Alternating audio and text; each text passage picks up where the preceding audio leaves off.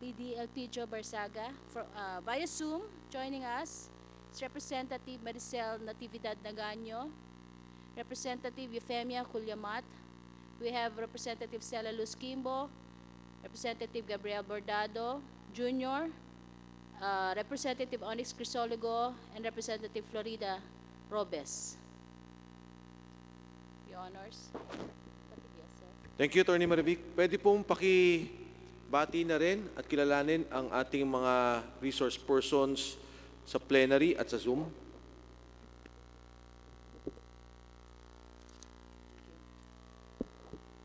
For our invited resource person, we have joining us here in plenary from PhilHealth is Mr. Antonio Danao, the Social Health Insurance Officer, and Ms. Mary Ann Malinis, OIC Division Chief for Accounting Internal Control Division. Joining us via Zoom, we have Ms. Chona Yap, the Senior Manager for Overseas Filipino Program of PhilHealth. From the OWA, we have Mr. Hans Kadak. From the DOH, joining us is Undersecretary Mario Velarde, and also the DOH DLLO Julius Cesar Castillo. From the SWD, we have the ASEC Assistant Secretary Jocelyn Niwane. Also, confirm attendance from the Center for Migrant Advocacy and the OPLE Migrant Advocacy, Your Honors. Maraming salamat, Comsec, Attorney Marivic. Bago po tayo magsimula, uulitin ko lang po yung ating for the purpose of information, for purposes of information sa ating mga guests ngayong umaga. At siguro mamaya din ho kung meron silang presentasyon, ay tawagan po natin yung ating mga OFW representatives. Una ho, gusto ko lang iklaro na yung mga guests po natin dito from the OFW division at yung accounting division, they will not be answering, hindi po sila sasagot sa mga question ng pulisiya. Kung di po, tutulungan po nila tayo sa pagbibigay ng datos. Kung ano yung mga pangangailangan nating datos at mga alituntunin na isinasagwa ngayon sa ilalim ng PhilHealth. So sa mabilisan po, nakita na rin po ng ilang miyembro to, but let me just again present our OFW slide. Kung pwede po nating mapakita.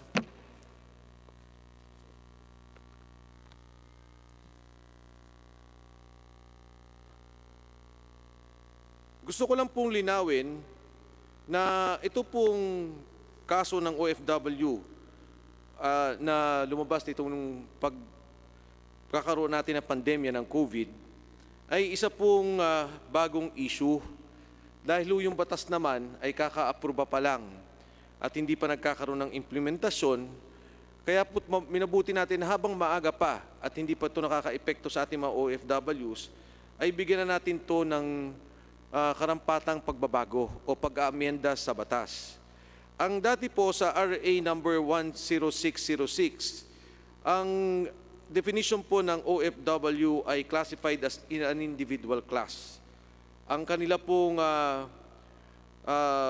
contribution ay special rate for land-based members. Under the UHC law, naging classified po sila as direct contributors.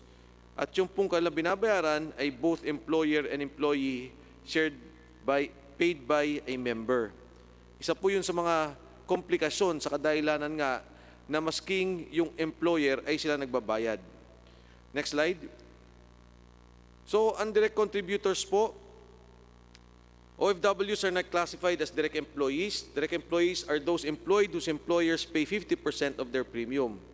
Hindi po ito ma-impose, hindi po ito maisagawa sa ating mga pagbayad ng OFW sa kadahilanan na marami pong kumpanya sa ibang bansa hindi naman po natin pwedeng pilitin.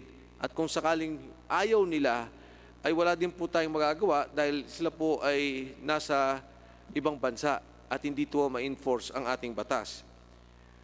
So, ang nangyari po, kailangan bayaran ng, next slide please, sorry.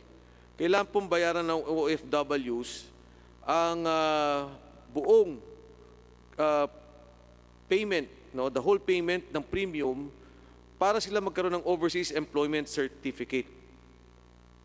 So kailangan po nila to at kinukuha nila to sa PUA, batay na rin sa IRR ng PhilHealth para sila makaalis ng bansa. Next slide. Ito po yung nakikita natin na isang violation ng kanilang constitutional right.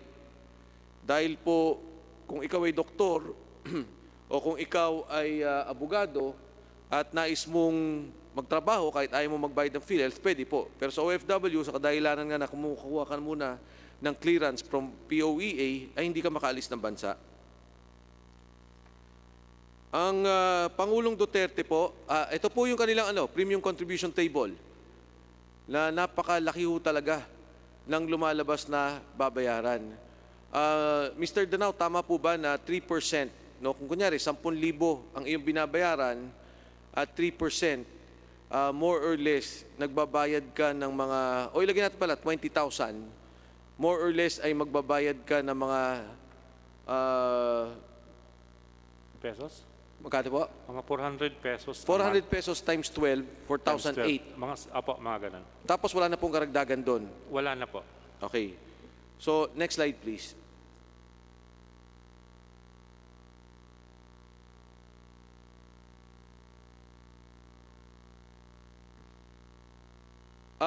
Ito po yung sinasabi natin provision ng batas na kailangang pagbayad. Sige, next slide.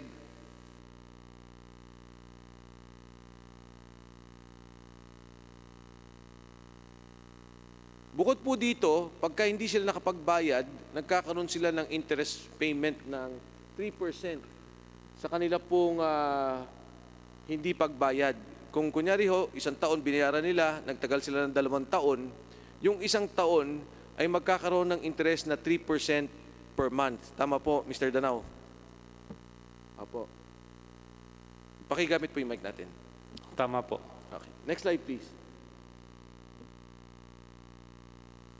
Sige po, next slide. Nabanggit ko na rin po yan. So kailan lamang po ay nagsalita na ang Pangulong Duterte at sinabi niyang gawin na voluntary ang payment ng OFWs. At dito po, kailangan natin balansehin sa pag-uusap na to kung paano natin isasagawa ang pagbabago sa batas na hindi naman magipit ang ating mga OFWs, pero nandiyan pa rin po sila sa programa na kung sakaling sila mismo o ang kanilang pamilya ay nangangailangan ng suporta ng PhilHealth, ay mapakinabangan pa rin po nila. Next slide, please.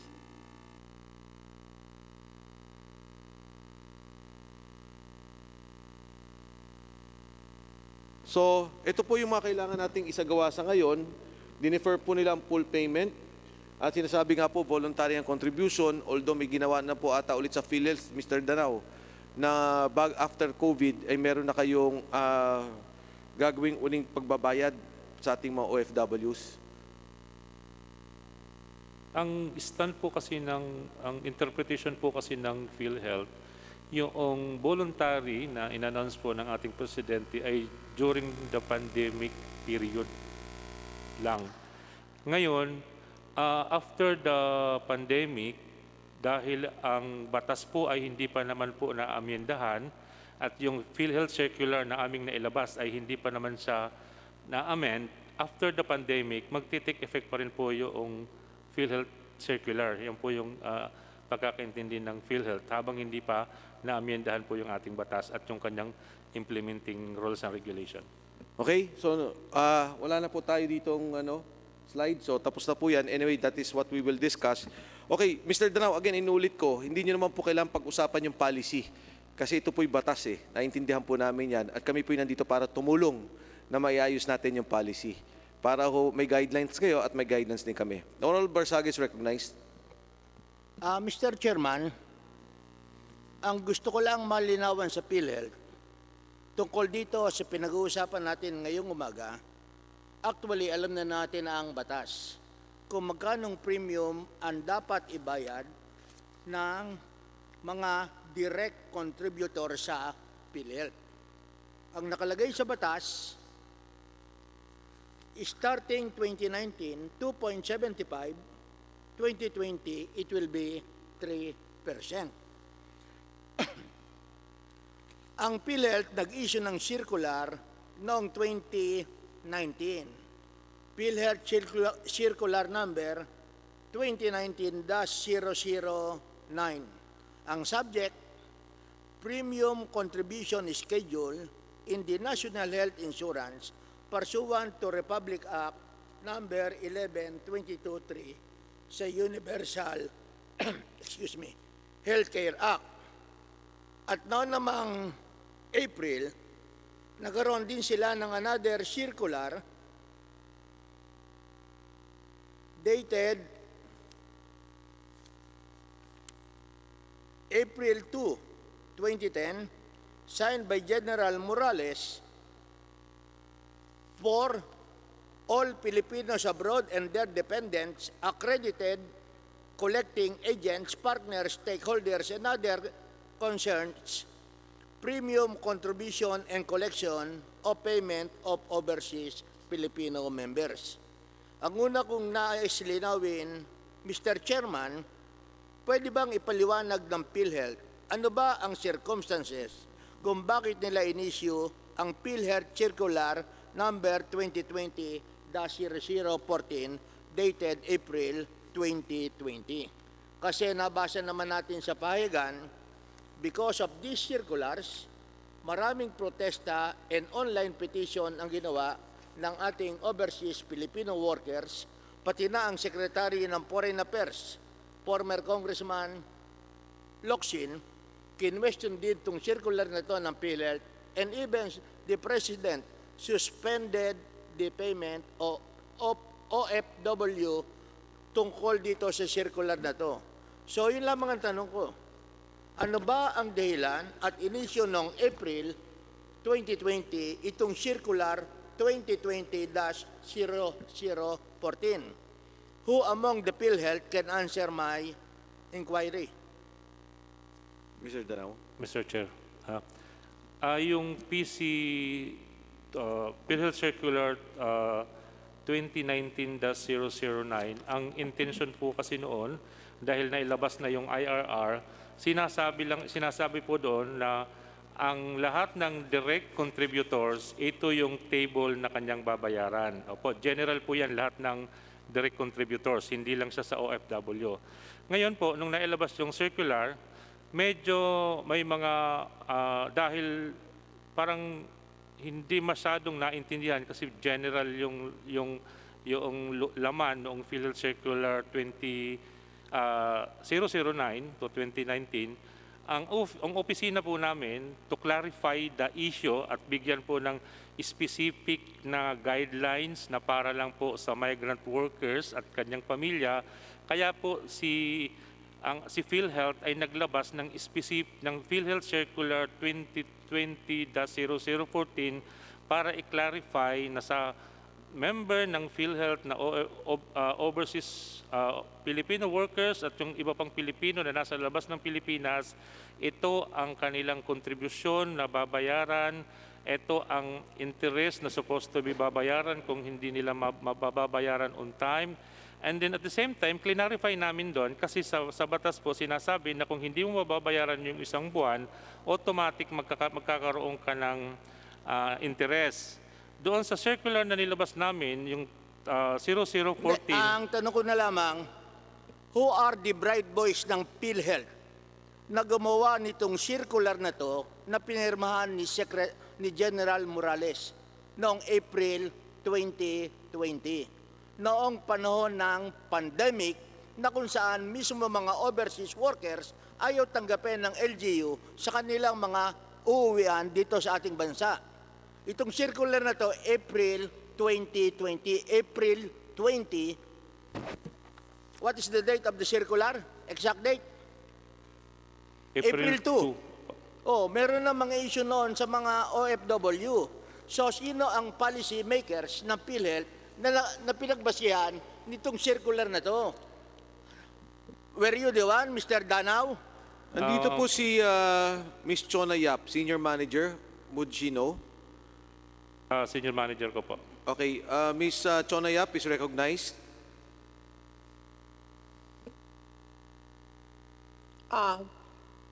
Magandang umaga po. Good morning, ma'am. Mr. Chair. Yes, Congressman And, Barsaga. Congressman Barsaga, yung Circular 2020-0014,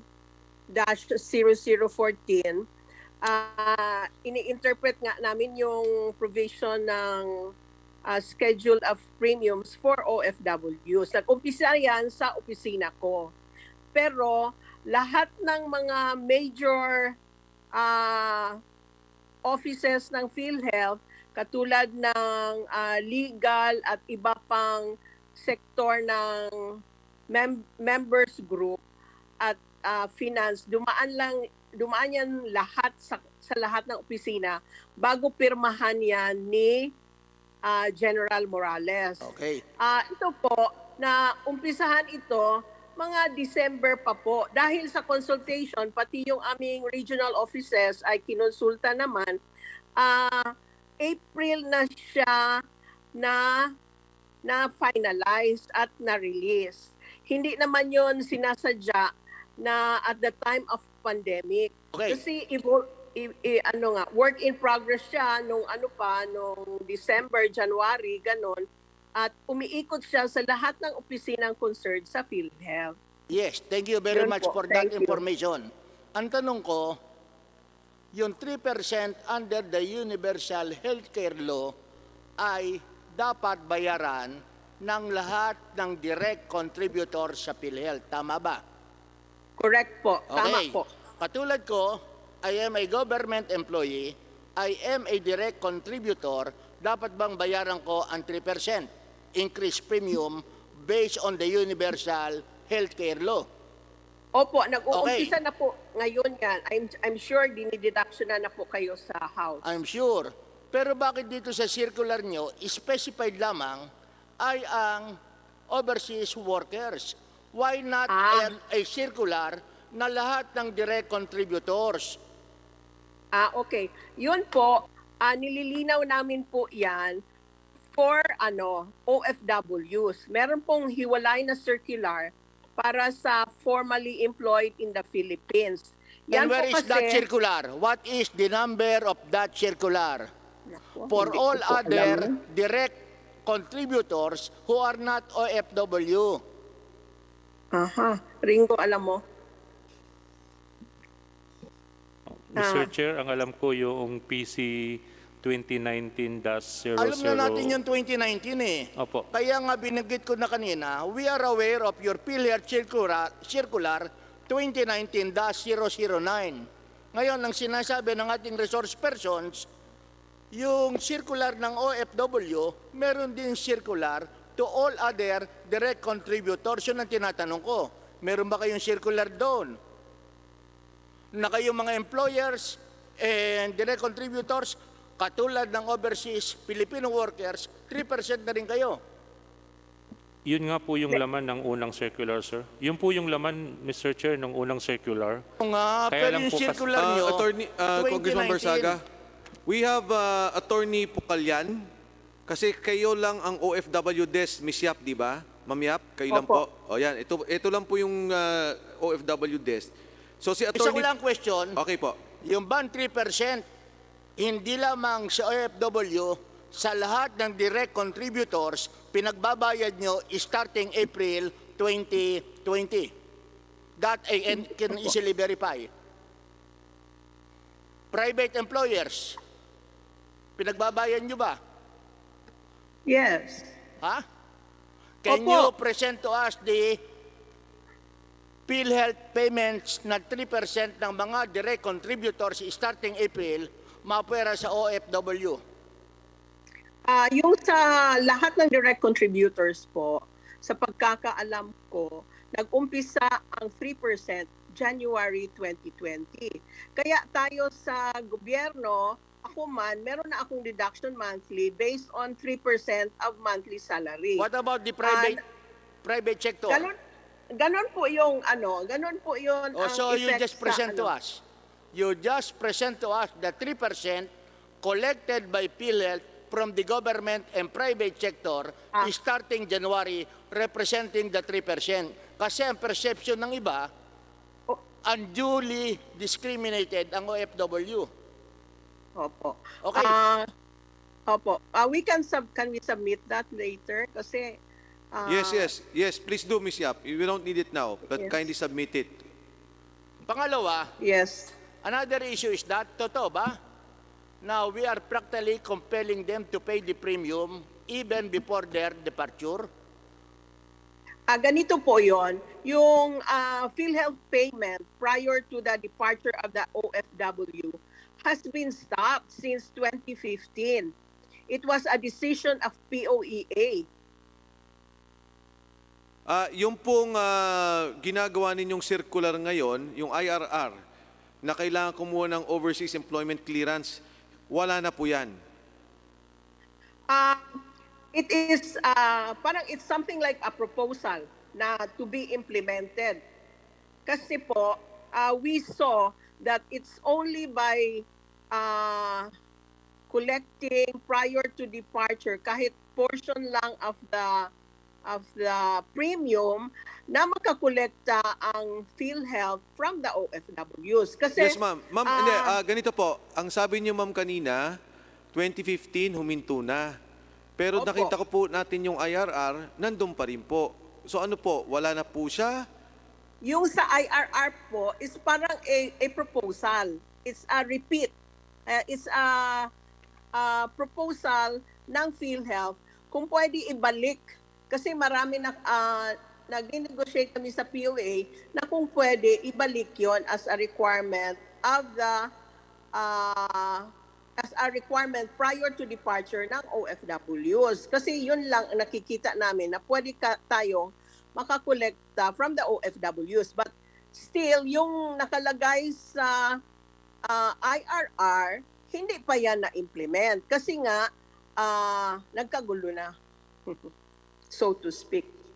Okay, so yan po yung nakikita nyo Yes. to execute or Okay, to follow up. implement the collection, pero hindi nyo po ginagawa sa ngayon. Pero kung sa IRR, nandun pa rin po. Tama po, no? Ms. Yap? Opo, unless it is Amended. revoked or amended. Yes. Okay, Congressman Barsaga? So, ang purpose lang natin, kung bakit natin pinagbabayad sila para umalis, ay in order to guarantee the collection of their premium. Tama po ba? That's one of the objectives po. Plus the fact na kailangang maprotektahan pa rin yung kanilang pamilya. Kasi minsan, pag alis nila, merong nagkakasakit. Kasama naman dito ang dependents nila, yung mga anak, magulang, at asawa na walang trabaho. Ang So, ibig niyo bang minsan- sabihin, kung sakaling hindi sila makapagbayad ng 2,400 bago sila umalis, wala ng proteksyon ang kanilang mga pamilya at dependents dito sa Pilipinas. Parang ganun po. Parang ganoon. So that's the truth. Pangalawa, meron pa bang mandatory remittance na ginagawa ang ating OFW? Ano pong mandatory remittance ng kanilang sweldo? Kanilang sweldo sa mga beneficiaries nila? Wala po. Wala na po yan. It has been stopped. Noong pa sa POEA, wala na po yan. Matagal na. Pero Congressman kung- Barsaga, just to be clear for the record, ang tanong nyo po, pag umalis sila, hindi sila nagbayad ng kanilang contribution, yung kanilang pamilya, hindi magkaka-benefit. Tama pa, Ma'am Yap? Nung bago mag-UHC law, ganon ang ating patakaran. Pero ngayon, dahil may UHC law, wala namang dinidiscriminate na ang UHC law sa whether nagbayad ka o hindi, pero kailangan mo ng hospitalization, gagamutin ka na. Pero, Okay. yes po.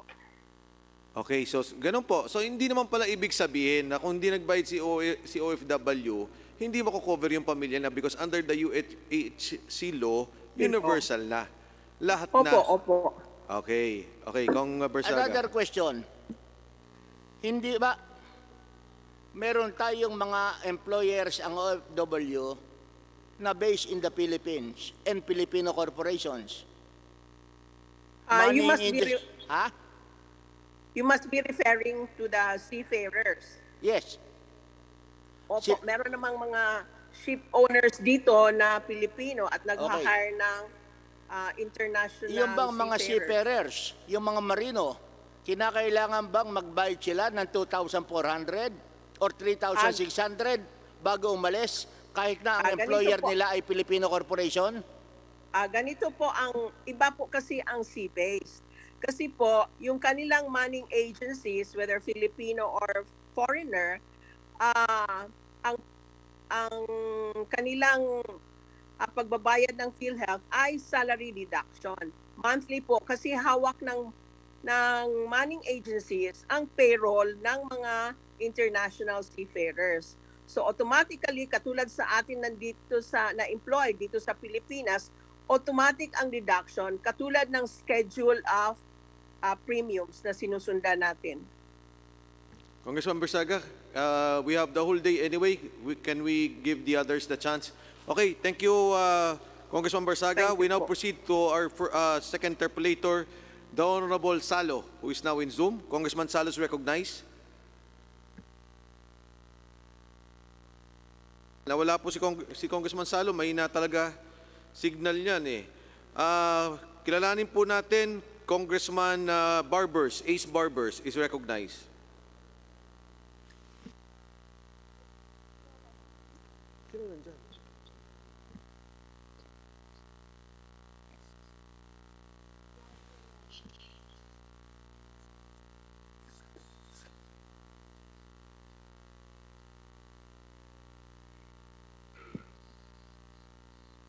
Okay, we now recognize the Honorable Stella Kimbo. Congresswoman Kimbo is recognized. Mr. Chair, good morning po. Morning, Congresswoman. I'd like to ask PhilHealth, ilan po ba ang OFW members niyo po ngayon? Okay, ang active members 320,000 OFW. Sila yung actively nagbabayad. Sila yung may contribution sa ngayon. But ang database namin ay merong more than 3 million members. So, ano po bakit from 3 million, ngayon po 320,000 na lang po?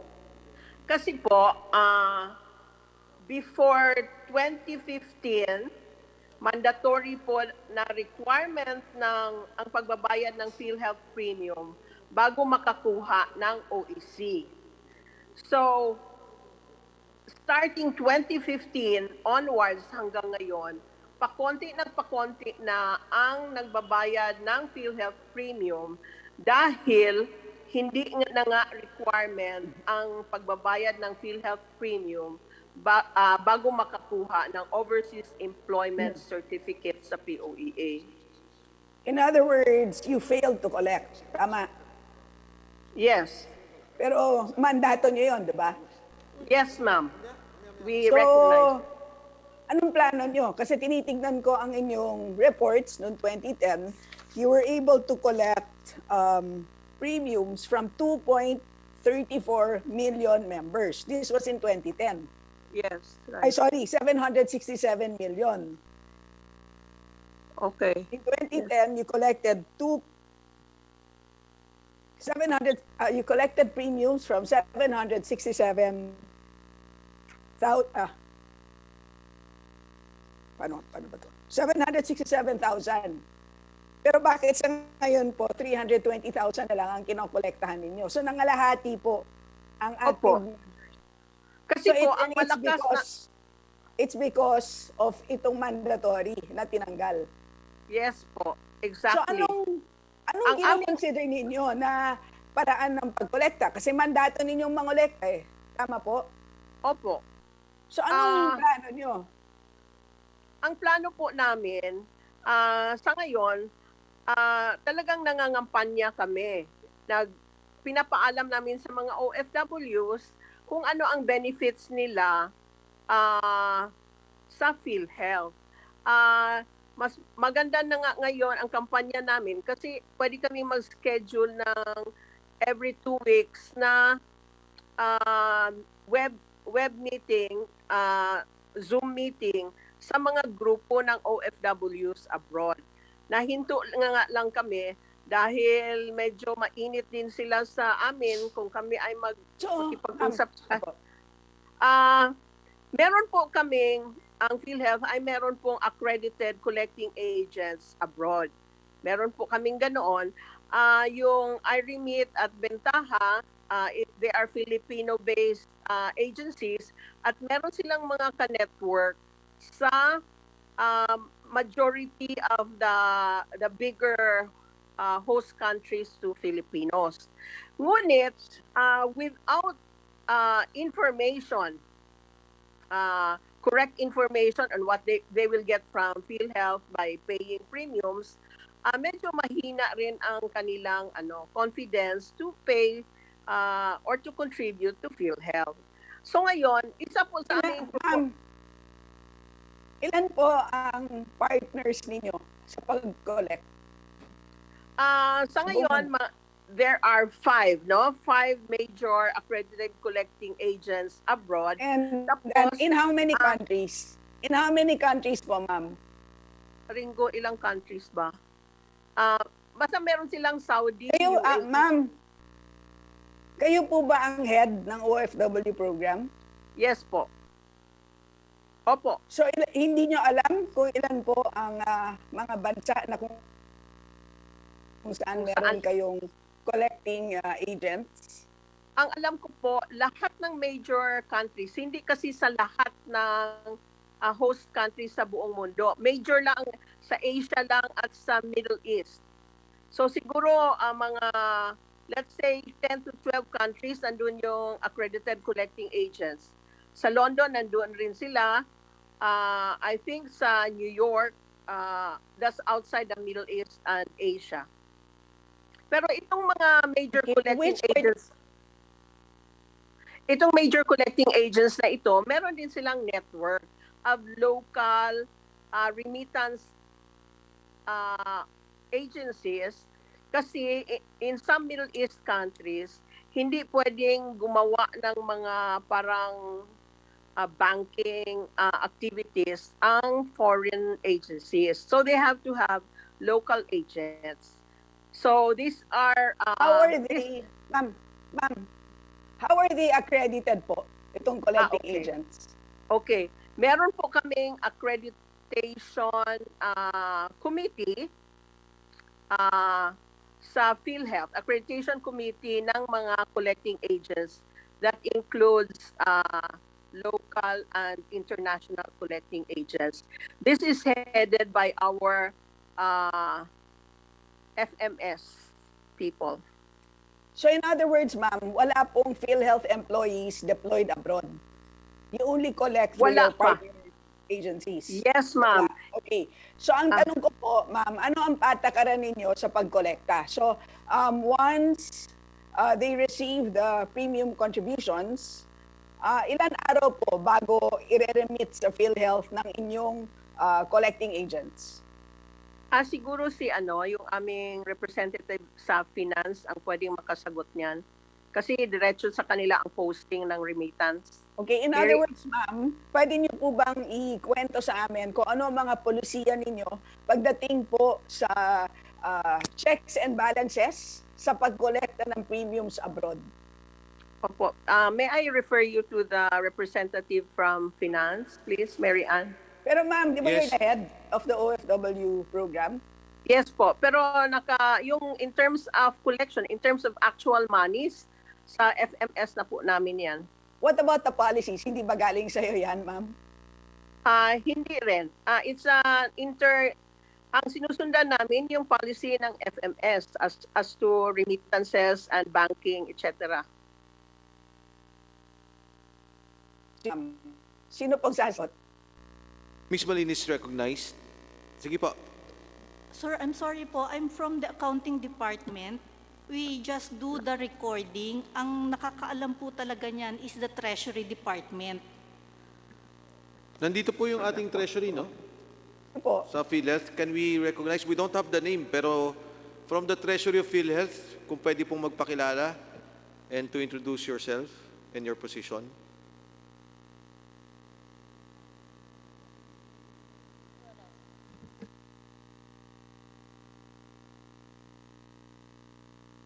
I'm sorry, Honorable Kimbo. What we have is the Bureau of Treasury and not the Treasury of PhilHealth.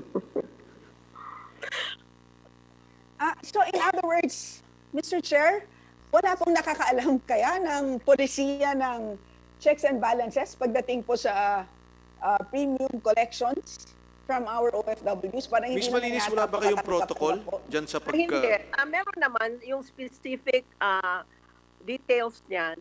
Nasa aming ang treasury. Sila ang nakaalam po niyan. Sige ma'am, ikwento niyo na lang ang general sa inyo lang pagkakaalam.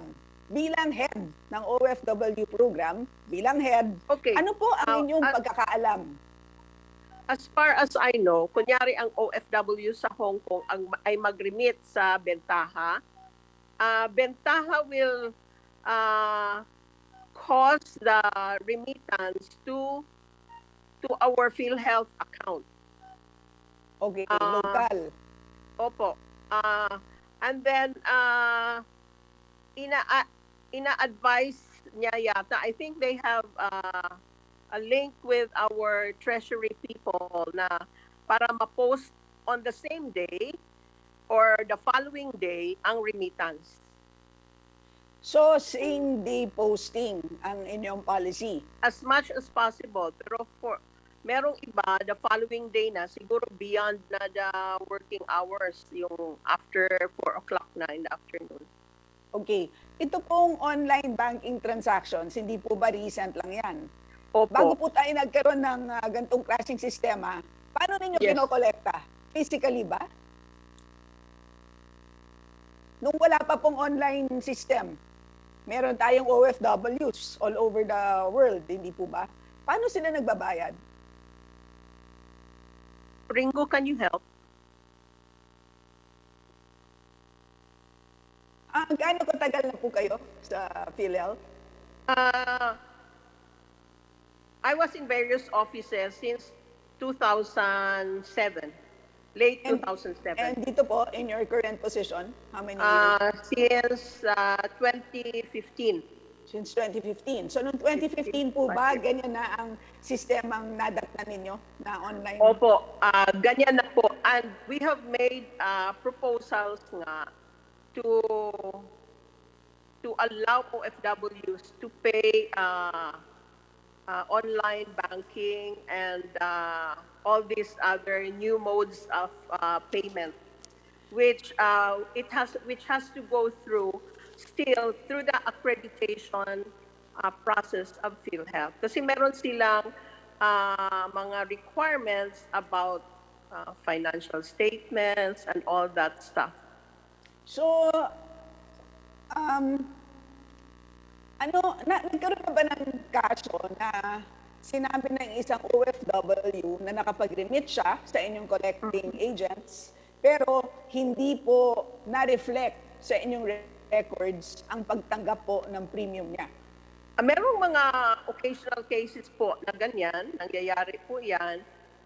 Nangyayari yan lalo na sa Hong Kong, kasi sa Hong Kong, marami ng ating OFWs, malakas talaga silang mag-remit, and they really follow up. At minsan may nangyayari na nagkasakit na yung kanilang mga dependents, pero yung pala hindi pa na-remit ng agency. But hindi naman ganun yata katagal ang hindi pag-remit ng agency. Siguro yung iba nakaligtaan siguro 1 week or 2 weeks at the most, ganun. So in other words, ma'am, sa inyong palagay, pero hindi masyadong maraming beses, ibig sabihin panaka-naka lang siya? Is this in other words a cause for concern as far as you are concerned bilang head ng OFW program? Hindi po. Kasi bihira lang naman siya nangyayari, and that's why it comes to our attention, and we make the necessary follow-up with both the agent, the collecting agent abroad, and the treasury here. Okay, so in other words, you have not filed any cases against any of your collecting agents? Wala naman po. Magkano po ang kanilang fees as collecting agents? Ay, yung ibang mga agencies, nagpo-promo sila, parang binabundle nila, parang kunyari SSS, Pag-ibig at PhilHealth, binabundle up nila po yon, plus the remittance, yung money nila na pinapadala sa kanilang pamilya dito. So, konti na lang ang binabayaran. I'm not just sure of the amount, kung magkano po siya. So in other words, ma'am, sa tingin nyo, tama ba? Wala masyadong problema sa sistema ng pagkolekta. Ang problema lang is napakakonti ng koleksyon ninyo. Dahil Correct. napakaliit po ng nakaka-capture ninyo na OFW payments. Yeah. Tama po. Exactly. And And ngayon, gusto nga namin sana na engage ang PhilHealth dito sa makabagong mga paraan like mga GCash, online banking, Paymaya, and all that stuff, no? Kasi ngayon, madali na lang ngayon mag-remit. It's being done by SSS and Pag-ibig. Yung aming mga Pero ano pong ang sitwasyon kasi natin, based on 2019 reports, ang total collections ninyo is 1.02 billion from OFWs, no? Yes, Pero ma'am. ang claims nila is 1.7 billion. Correct. This is a sector na gamit na gamit po ang kanilang Yes. benefits. Opo. So ano ang paano po? Anong gagawin natin dito? Okay. Right now po, so ngayon na magiging voluntary ang payments nga dahil nga syempre sa pandemic. Okay. Po. Meron tayong Section 9, tama po ba dun sa batas? Na ang ibig sabihin sa Section 9 is whether ka nakabayad or hindi, you can demand eligibility sa inyong benefits. Opo. Ngayon, kung en kaso na nagkasakit ang isang miyembro, hindi nakapagbayad pa ng premium, pero pagdating na sa ospital, hindi siya pwedeng tanggihan. Correct. In other words, nasa burden po ng PhilHealth na kolektahin yan. Yes po.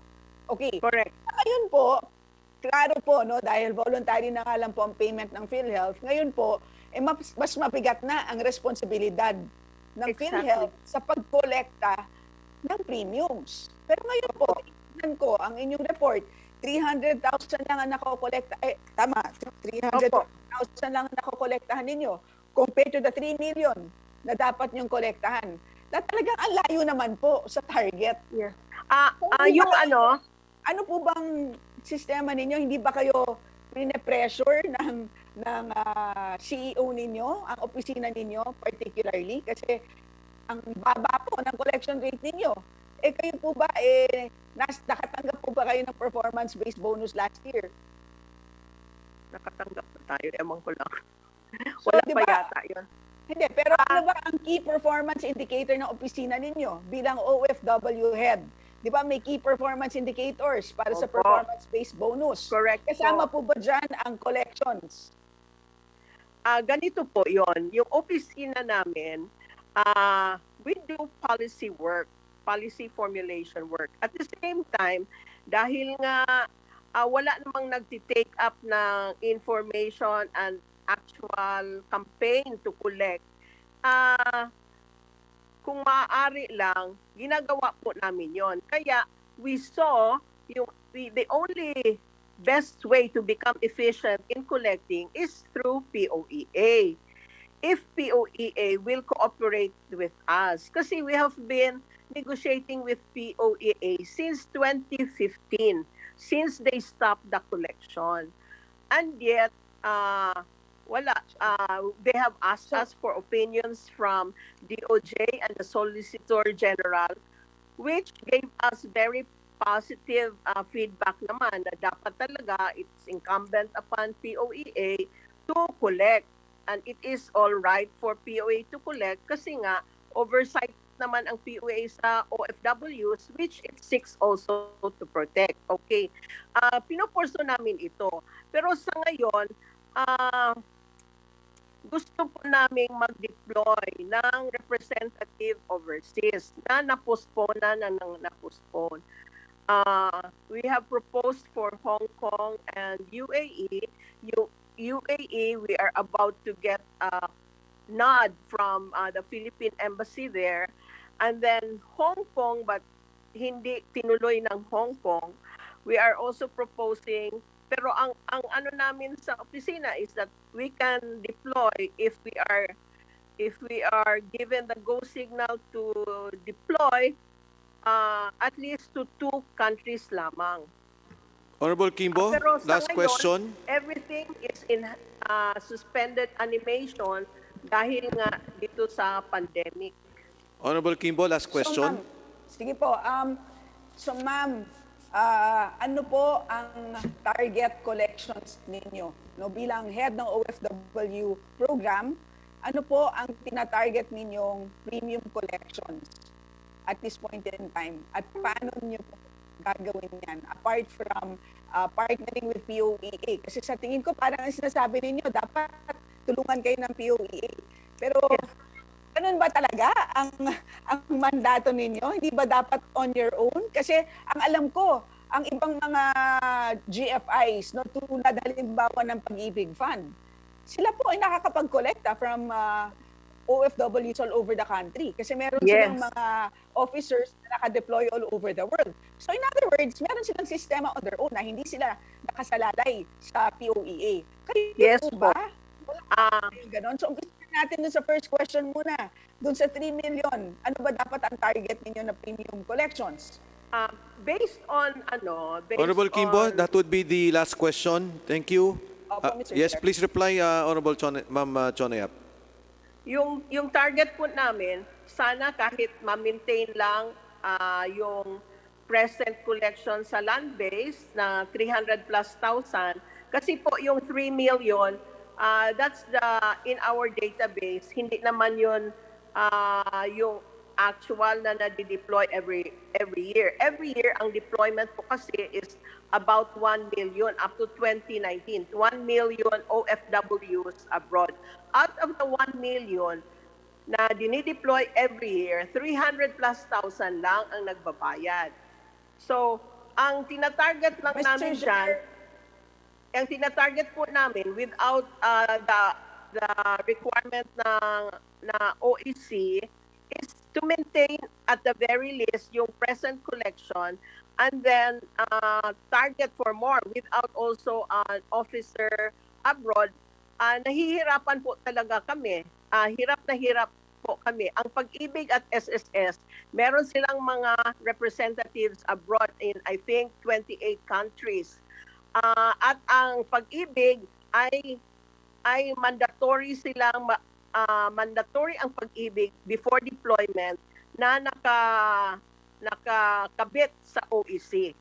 Thank Yan you. lang ang in-entertain ng POEA, yung Pag-ibig. Thank you so much. Thank you, Honorable Kimbo. Thank you, Ma'am Chonyap. Thank you po. Yes. We have here a guest from yung ating po mga OFWs na payagan po natin magsalita kasi ho, medyo yung oras nila, may trabaho din po. So, if I may recognize Ms. J. Tolentino of Dubai, United Arab Emirates. Mr. J. Tolentino, dyan po ba kayo? Yes po, magandang umaga po, Your Honor. Yes, Mr. Tolentino, alam niyo po itong topic namin, yung OFWs po sa PhilHealth, amin pong pinag-aaralan. At sana po, ngayon ding araw, magkaroon kami ng rekomendasyon. Dahil ito naman pong ating batas ay bago. Hindi pa ito na-implementa at may panahon pa ho na may ayos namin to. Kaugnay na rin dun sa ating panawagan ng ating Pangulo na gawing voluntary ito nung makita niyang nagkaroon ng problema ngayong pandemya. So Mr. Joy Tolentino, you have the floor. Kindly present your position. Maraming salamat po.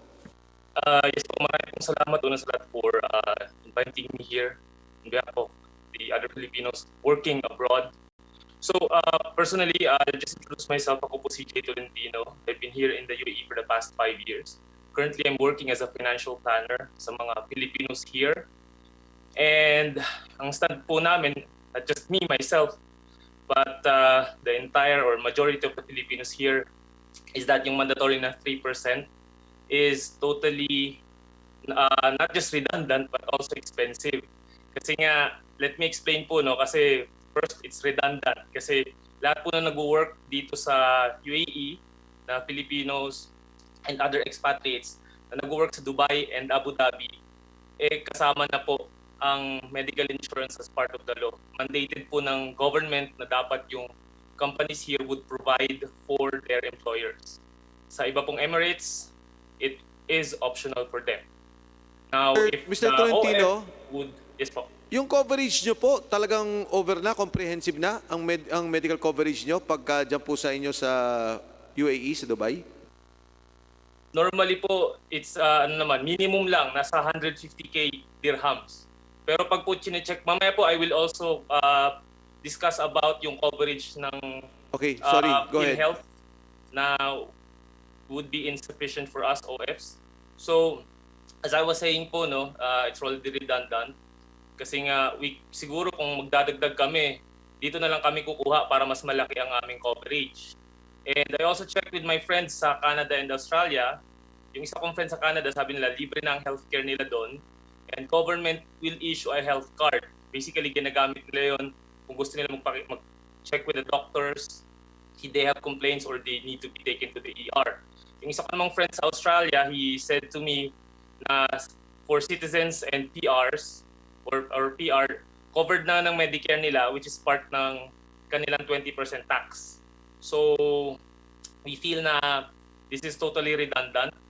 And we think na siguro tong pera na to, tong 3%, no, if maging investment na lang siguro to, that would be better siguro for us. But as an extra expense, I don't think it is relevant for us pa. And going back then, siguro when I was working in the Philippines, I worked there for 7 years. I never used PhilHealth kasi nga I had my HMO as much better option for me back then na nagkaroon ako ng partial tear sa aking shoulder. Now, my second point here is yung insufficiency or totally insufficient yung coverage ng PhilHealth.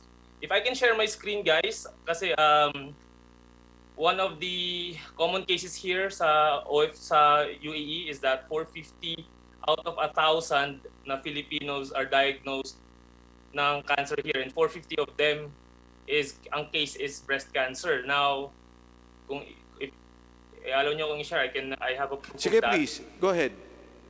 Okay, sige po.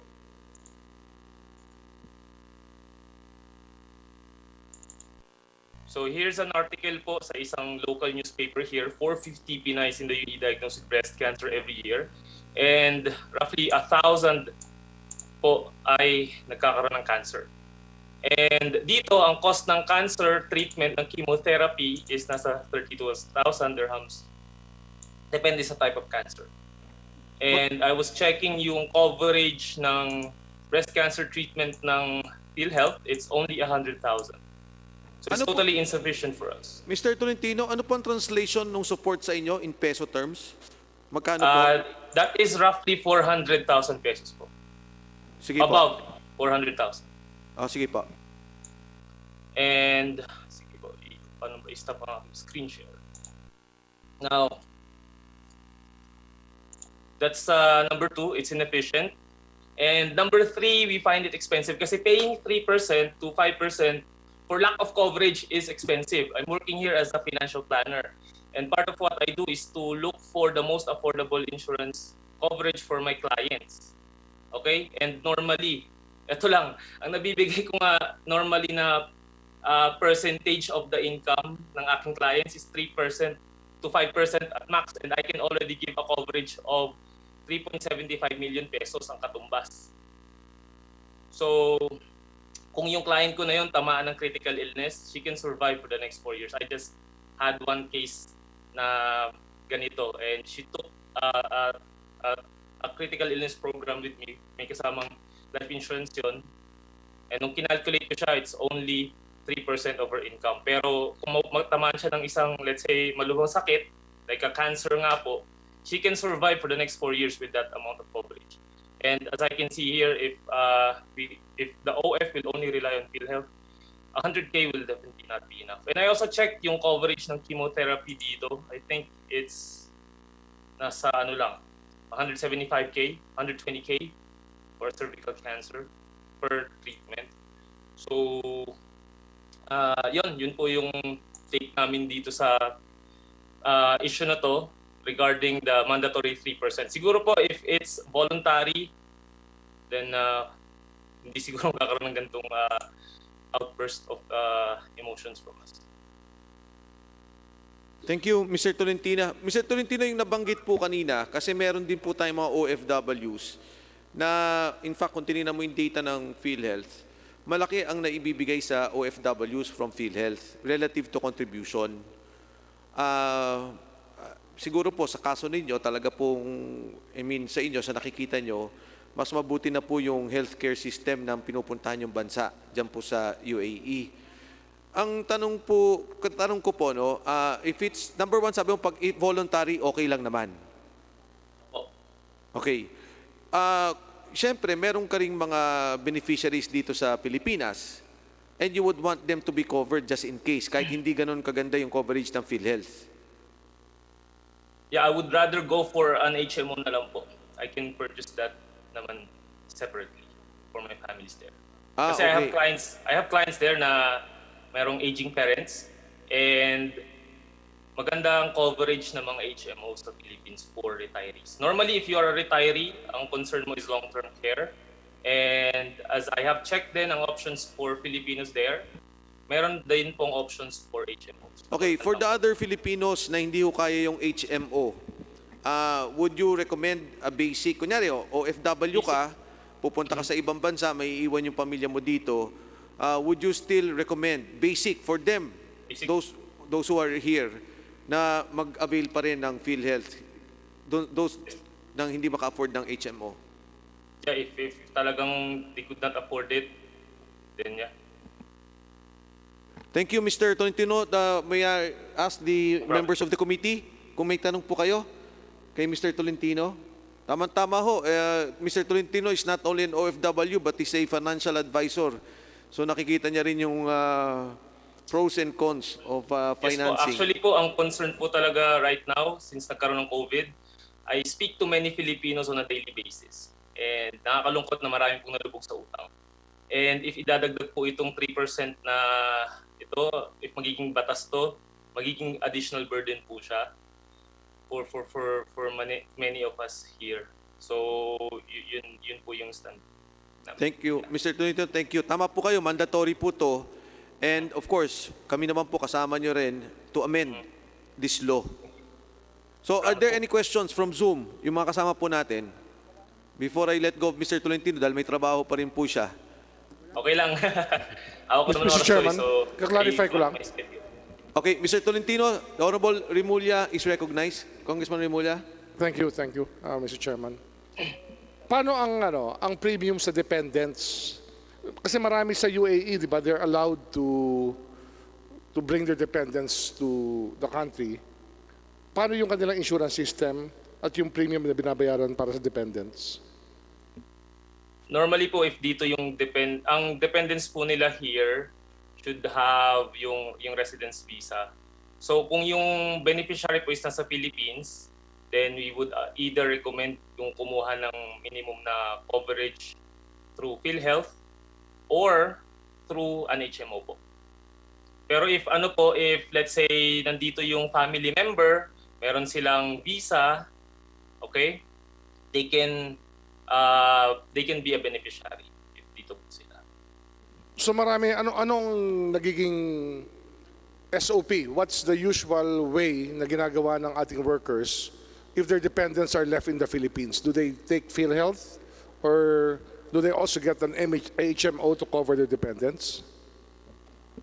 Normally po yun po, tama, PhilHealth or HMO.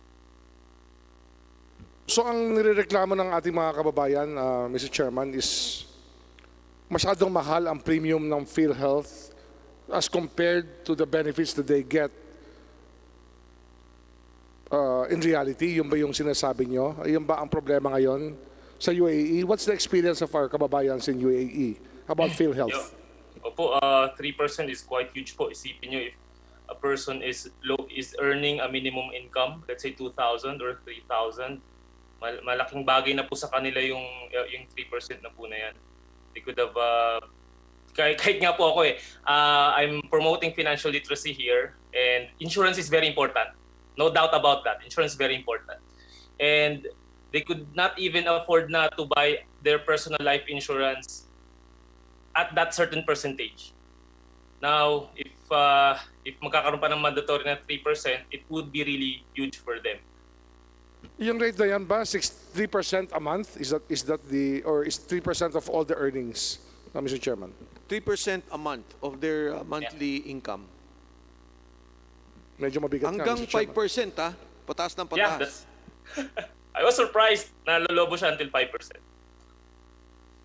Now, Mr. Chairman, it's really high time that we amended the law, especially that the rate seems to be so prohibitive, no? So, sobrang mahal ang lumalabas na premium payments na hinihingi ng PhilHealth sa ating mga kababayan sa ibang bansa. Thank you, Mr. Chairman. Thank you, Congressman Rimulya. Mr. Tolentino, mabilis lang ho before I go to Congressman Barsaga. Sige po. Payag ba kayo na yung ating batas, i-classify natin yung migrant workers as a separate, wag nating ilagay na isama siya doon sa direct contributors, yung mandatory. Pagkatapos POEA, OWA, and the Migrant Workers Associations will be the ones to determine ano na talaga yung rate. Walag po nating ilagay sa law, ano yung percentage. Ang ilagay po natin sa law, gawin siyang hiwalay, distinct. Tapos magkaroon na lang determination, wag nating ipako para may leeway ang agencies at kayo din po na mag-decide on how to go about this. Well, 3% pa rin and having Hindi, that wala low ho. coverage, I don't think it's... Wala, Mr. Tolentino. Buburay na natin yon. To be determined, magkaroon lang tayong reclassification ng migrant workers as a separate class under the UHC law. I think that would be better para mas matulungan yung mas lower incomes here. Oho, pero wag ho natin lagyan ng percentage, ihiwalay lang natin siya, wag natin siyang gawing direct contributor na merong imposition ng percent. Tapos to be determined ng OWA, PhilHealth at yung mga, kayo po, yung mga organizations ng OFWs, kayo po ang gagawa on a maybe yearly basis or every 3 years kung ano yung mga rates para ho, wag na rin ipako sa ilalim ng batas. Yeah, I think that's a good option, I think. Yes, and if you decide na voluntary, then voluntary yan lalabas sa decision nyo. Yes, Deputy Speaker Fernandez, according to age, you're older. So, Congressman Barsaga first. Paglilinaw lamang sa ating resource persons, sa ating batas, kahit na kayo nasa abroad, entitled kayo sa PhilHealth benefits. Nawala na? Yes po. Opo, entitled po kami pero kung yun nga po magiging 3% po siya, yung 100K like what I have given as an example, it's totally not enough. Ang tanong ko lamang, based on your experience, kung sakasakaling ang mga kababayan natin ay nagkakasakit sa abroad, bagamat sila ay covered ng PhilHealth, sapagkat nasa abroad kayo, kayo muna ang magbabayad ng inyong hospitalization expenses. Pati na yung case rate, habulin nyo sa PhilHealth. Kumusta naman experience nyo sa reimbursement sa inyo ng PhilHealth? Yeah, well, isang feedback from one of my clients sa PhilHealth, medyo matagal ang reimbursement. I'm just not sure about the exact timeline, pero the word that I got is matagal. Gano'ng katagal? I'm sorry, hindi ko po masasagot yung Gano'ng katagal specific bago na ma-reimburse sa inyo? Ang reimbursement ba sa inyong mga relatives dito sa Pilipinas o directly sa inyo where you are employed? Yun po ay, you mean po yung reimbursement na pupunta sa dito? Or dun po sa bank? I haven't actually, hindi pa po ako nagkaroon ng personal experience na magkaroon ng claim using PhilHealth. Kasi ginagamit ko yung health card ko dito. And hindi ko po natanong dun sa client ko if yung reimbursement na nakuha niya is napunta sa bank account niya sa Philippines or pinadala sa bank account niya dito. So normally, ang nakakapag-avail lang ng PhilHealth are your dependents here in the Philippines. Sapagkat meron naman kayong health card in a foreign country.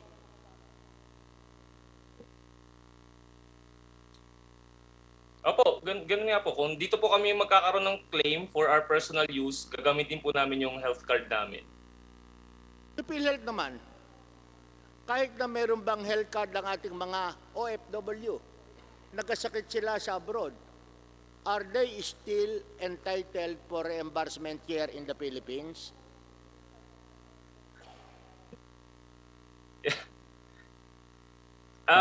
Opo, yun po yung nakalagay dun sa, when I did my research, entitled pa rin naman po makakuha ng claim ang PhilHealth member ng OFW. That's why, tanong ko PhilHealth.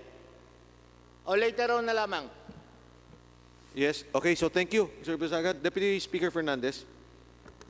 Okay, maraming salamat po, Mr. Chairman. Sa PhilHealth po, ilan po ba yung OFW po natin?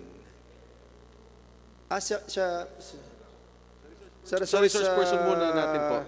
I'm sorry, hindi po, kadadating ko lamang po, kaya hindi ko po masyado... Anyway, sige, doon sa resource person natin na si Mr. Tolentino. Kanina nakikinig din ako nung pagdating ko dito, parang ang nagiging problema nila sa kanila ay meron doon na talagang hindi kaya na makabayad, saka redundant, no? Saka duplication, no? Kumbaga parang nagbabayad na kayo dyan, tapos hindi nyo naman na-avail yung mga kung mag-enroll kayo sa PhilHealth dito sa Pilipinas, hindi nyo naman ma-avail. Pero yun naman ay ma-avail ng ating mga kamag-anak, ano? Yung mga dependents natin. But unfortunately, parang ang hindi applicable sa inyong lahat dyan. No? So ngayon, Mr. Chairman, ito tanong ko sa PhilHealth, no? Kasi since na meron tayong programa, no? Lahat ba ng tanong natin sa... Hindi, kasi concern din sa kanila yes. to, Mr. Chairman, kung Okay. ano yung pwede natin i-apply sa mga OFW. Kasi, okay, sabi natin, pwedeng natin i-apply yung voluntary na pagbabayad ng mga OFW. Kasi meron ako nakitang isang circular, Mr. Tolentino, dito sa PhilHealth. Ito po yung tinatawag na circular number 2017-0011. Ito po yung guidelines for the implementation of point of service. Ano po ba yung point of service na in-implement ng PhilHealth noong 2017? Ang point of service, ito po ay nung hindi pa ina-apply yung universal healthcare, ang ating pong mga mahihirap na mga mamayan, hindi po sila member ng PhilHealth. Ang ginagawa po ng POS o point of service, kapag nagkasakit po yung mga mahihirap nating mga mamayan na hindi member ng PhilHealth, antimano, ginagawa natin silang member ng PhilHealth under the POS guidelines, no? Kumbaga, binabayaran na ng LGU o ng mga healthcare institution yung kanilang premium at nakakapag-avail sila doon sa programa ng PhilHealth. Ngayon, ang aking pananaw, Mr. Chairman, why not request the PhilHealth na i-apply natin ang point of service sa mga OFW na hindi po nakakapagbayad ng premium o kaya kalahati lang yung binabayad po nila. In other words, kung ang mga OFW na to ay hindi makakumpleto, 50% lang ang nababayaran nilang kanilang premium, at pag bigla silang nagkasakit o ang kanilang mga dependents, ipasok po natin sila sa point of service. Pwede po ba yan? PhilHealth. Mr. Chair, actually po, pwede siya at existing naman po sa hanggang ngayon. Actually, sa UHC Lunga po, kahit walang contribution, kung emergency at kayo po ay nasa hospital, pwede po kayong pipili nyo pong magamit ang PhilHealth. Exactly. Kahit kayo po ay hindi pa member ng PhilHealth. And then, magbabayad na lang kayo afterwards na. So, ibig sabihin, immediate eligibility, yun po yung kasama dun sa bagong batas. Okay. So, automatic. Okay. Tanungin muna natin si Mr. Tolentino bago ako bumalik sa iyo, no? Mr. Tolentino, is it acceptable sa inyo? Kasi meron naman tayong mga OFW na talagang mga may kakayanan na magbayad po ng premium. At meron tayong mga OFW talaga, ikinaklasify natin na hirap na magbayad din ng premium.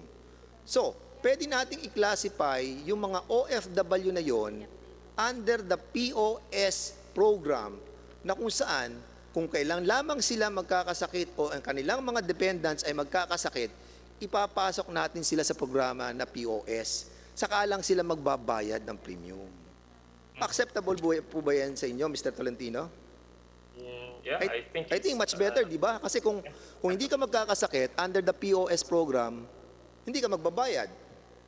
Pero pag nagkasakit ka, o ang iyong mga pamilya, dapat ka magbayad nung tinadhana natin na premium. Kung halimbawa, nagkasakit ka ng 2022 at ang increase ng premium noon ay 3.5% na. Pero hindi ka naman nagbabayad taon-taon, hindi ka naman nagbabayad monthly . Kapag nagkasakit lang ikaw at ang pamilya mo, saka ka magbayad ng premium. Is that okay, Mr. Tolentino? Yeah, I think that's a better option po. And tingin ko sa PhilHealth naman, kung okay yon kay Mr. Tolentino at sa karamihan ng ating mga OFW, na tingin ko, Mr. Chairman, magiging advantageous dahil nga po hindi po sila compulsory, pero kung yung iba voluntary, magbabayad, okay po yun. At yung naman pong mga OFW na talagang hirap na hirap, ipasok po natin sila sa POS. Ito pong inyong dating programa, napakaganda nito. I-apply lang natin sa bagong pamamaraan sa ating mga OFW na alam naman po natin na hirap na hirap din po. Mr. Chairman, marami tayong mga kababayan na nirepatriate natin. Pinauwi po natin sila. Mr. Chair, pwede po ba ako magtanong sa PhilHealth o sa kay Tolentino? No, yes, we will focus on Mr. Tolentino because we have another resource and then we proceed to the minority floor leader. Mr. Chairman, clarification lang. Kaklarify ko lang. Okay. What's the difference between the premium that a person regularly pays in the Philippines to that of an OFW? Yung rate, tsaka yung wala pa tayong fixed rate program or everything is dependent on a percentage of salary? Honorable Rimulya, ang isang malaking difference po niyan, kung empleyado ka dito, 300 ang babayaran mo, 150 sa employer, 150 sa'yo, employee. So FW po, solo nila lahat. Yes. So let's say, ano normal rate? Is it 450 a month for each employee or meron ba tayong fixed rate? For example po, kung ang sweldo mo 20,000, kung dito ka sa Pilipinas, you will be paying 300 sa side mo, 300 sa side ng employee mo. Pagdating po sa OFW, solo nila yung 600. Times 12, that's 7,200 a year. Kaya mabigat din po talaga . And then they have to pay lump sum before they leave. Yun po ang pinopropose dapat nung una. In fact, they're advocating that. Medyo mabigat po talaga. Well, then we have to amend the law. That's Yes. the solution. I agree with you, Honorable Remulla. Before we proceed, kay Mr. Tolentino po, kung meron pa hong katanungan, sige ho, kung wala pong munang katanungan, Mr. Tolentino, kung kaya nyo pa ho kami samahan, samahan nyo po kami kung may mga clarifications later on. Sige po. Nako, thank you po. At any rate po, Mr. Tolentino, we are not pressuring you. Alam po namin may trabaho kayo. But thank you for all your inputs. Ngayon naman po, let's recognize Mr. Venancio Legaspi from Saudi Arabia. Mr. Legaspi?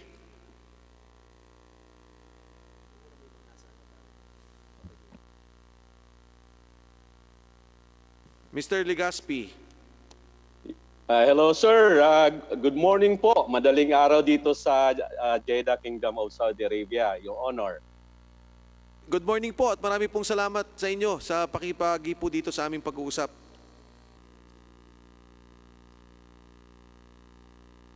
Mr. Legaspi? Yes po, namimute po kasi ako, Your Honor. Thank you so much po sa pagpapaunlak po na makasama po sa pagdinig sa araw na ito. Si Kaveni po ako ng OFW Council of Leaders dito po sa Jeddah Kingdom of Saudi Arabia. Malaking karangalan po na... Hello? Narinig po namin kayo. Sige po, go ahead. Maraming salamat po. na maibigay po yung hinaing naming mga OFW na nandito po ngayon sa labas ng bansa tungkol nga po dito sa pagdinig ng IRR or nung RA 11223. Thank you, Your Honor.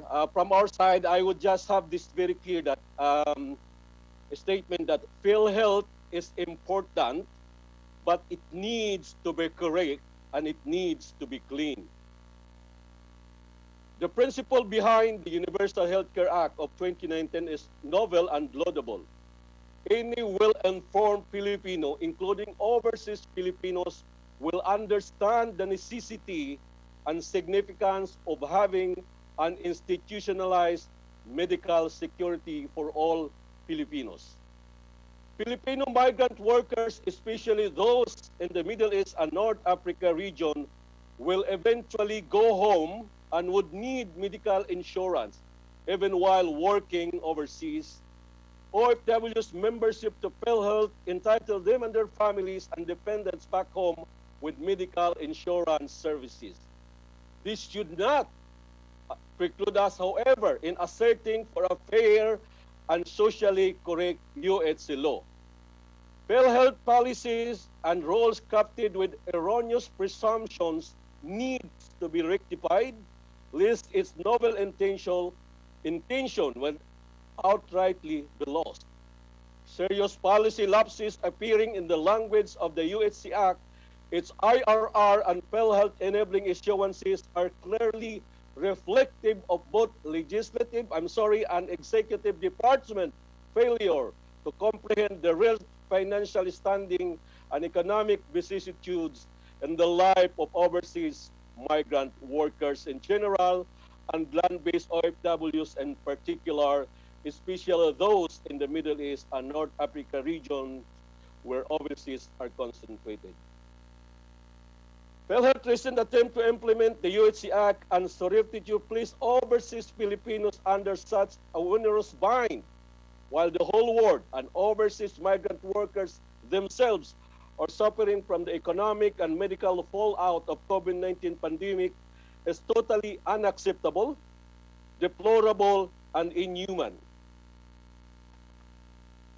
The UHC Act and its enabling rules and related PhilHealth need to be corrected. One, first is that it imposes iniquitously high premium rate to overseas Filipinos, particularly to land-based migrant workers who are required to shoulder 100% of the insurance premium burden.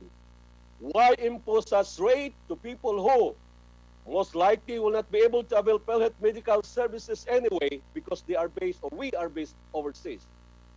Two, impose a collection mechanism which impinges on land-based OFWs' right to travel and sustain their overseas employment by making it a prerequisite for OOC or Overseas Employment Certificate application. Even if POAA disowned and refused to implement this policy, it remains in the language of the law's IRR, Section 10.2.c. Number 3, PhilHealth Advisory Number 2119-0041 imposed a discriminating haste in the premium collection schedule, particularly for land-based migrant worker.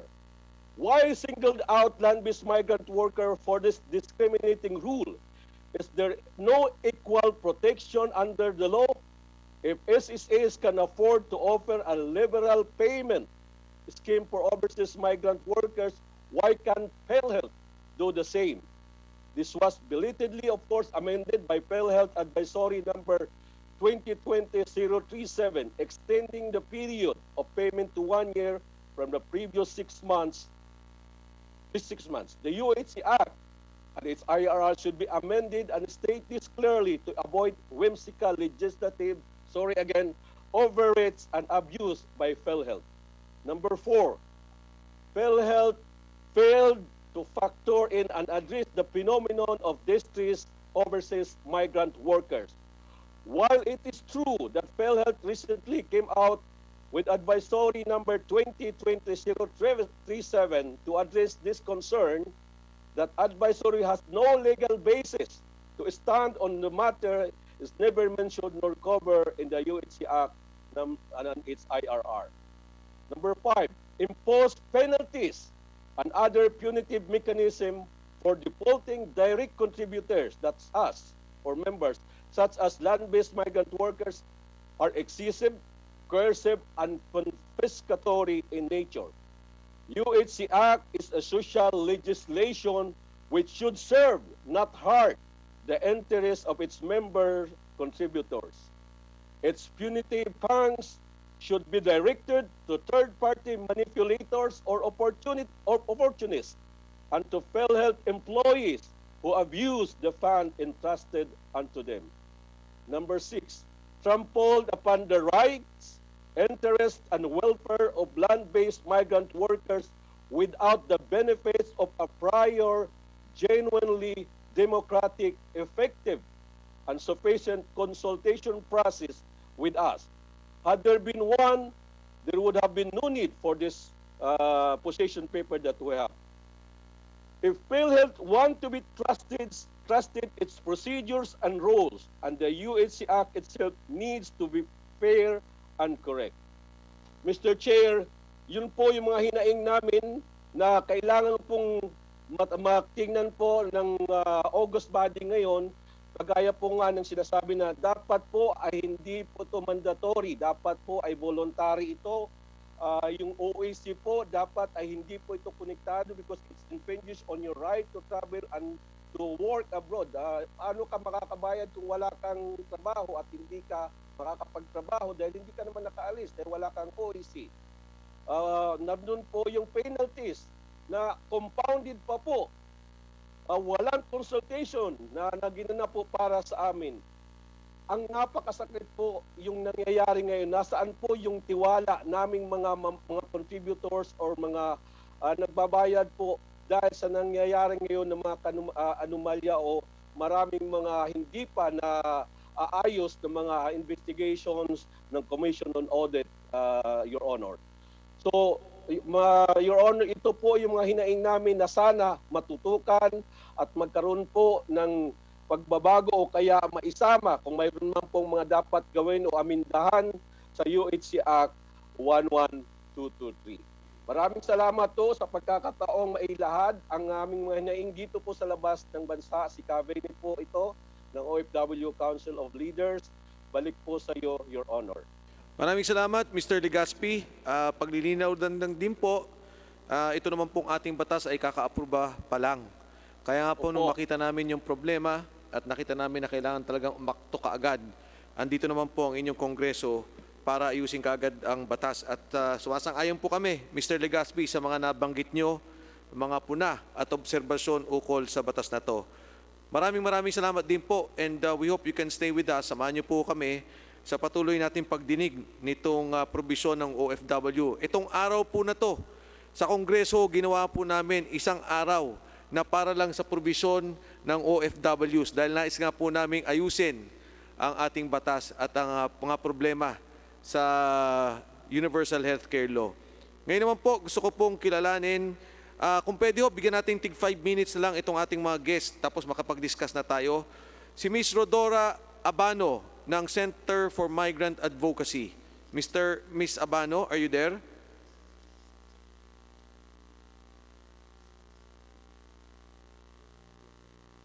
Ms. Abano? Apo. Okay, please, Ms. Abano, I'll give you 5 minutes to present, kung okay lang po. Good morning, Good morning po. Honorable Congressman and other congresspeople.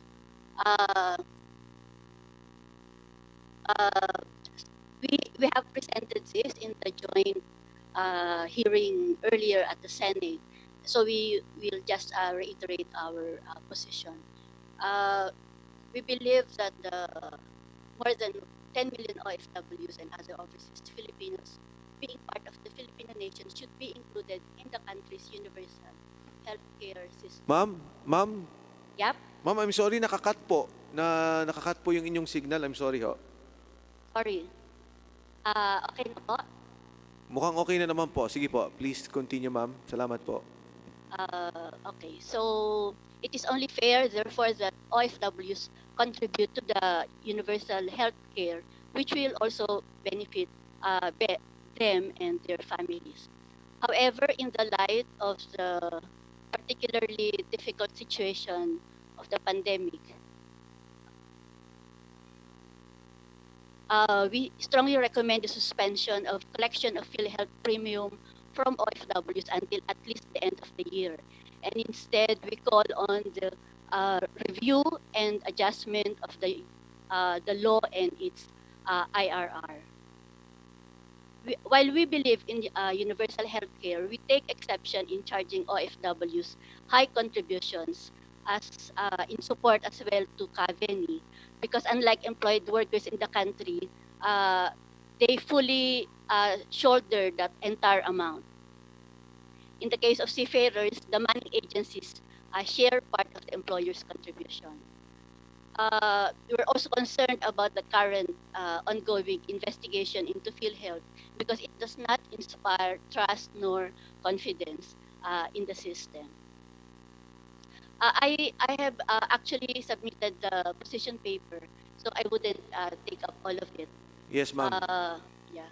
So I just want to add some observations and recommendations. First, in support also of Kaveni is to conduct consultations with our OFWs on these matters that concern them, especially since it's not only offline now that is feasible, but also online platforms. Apart from the issue of contributions, we would like to revisit and clarify the sections of the UHC IRR as published in the PhilHealth website that has also been mentioned by Kaveni. So in particular, the service coverage, the program membership, and and then entitlements and benefits, including availment of PhilHealth benefits. How does this change prior to UHC and now under UHC? Also, the OFWs are being required to submit proof of actual income. And then, with regards to the PhilHealth Board of Directors, how will the 5 slots for sectoral panel members be chosen? Can there be a slot for OFWs? And how can we ensure that women are adequately heard and represented? Also, what are the qualifications and eligibility of the members of the panel? Finally, the population-based health services, how is this translated to on-site direct contributors? Has there been health benefit packages developed particularly for on-site members? And also about women OFWs and their particular needs.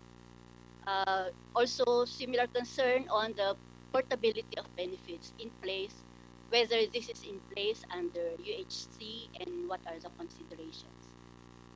Finally, we believe that one big reason for the resistance and even violent reaction of our OFWs to the UHC contribution is the dearth of accurate, clear, and simple information about the UHC and the ineffective way we convey the messages to the public in general and to the OFWs and other overseas Filipinos in particular. In this situation of pandemic, access to accurate information is vital. We hope that the House Committee will look into these issues with a sense of urgency. Thank you po. Marami pong salamat, ma'am, sa inyo pong presentation from the Center for Migrant Advocacy. Bago po ako tumuloy sa next speaker natin, Mr. Legaspi of Saudi Arabia, nandiyan po ba kayo?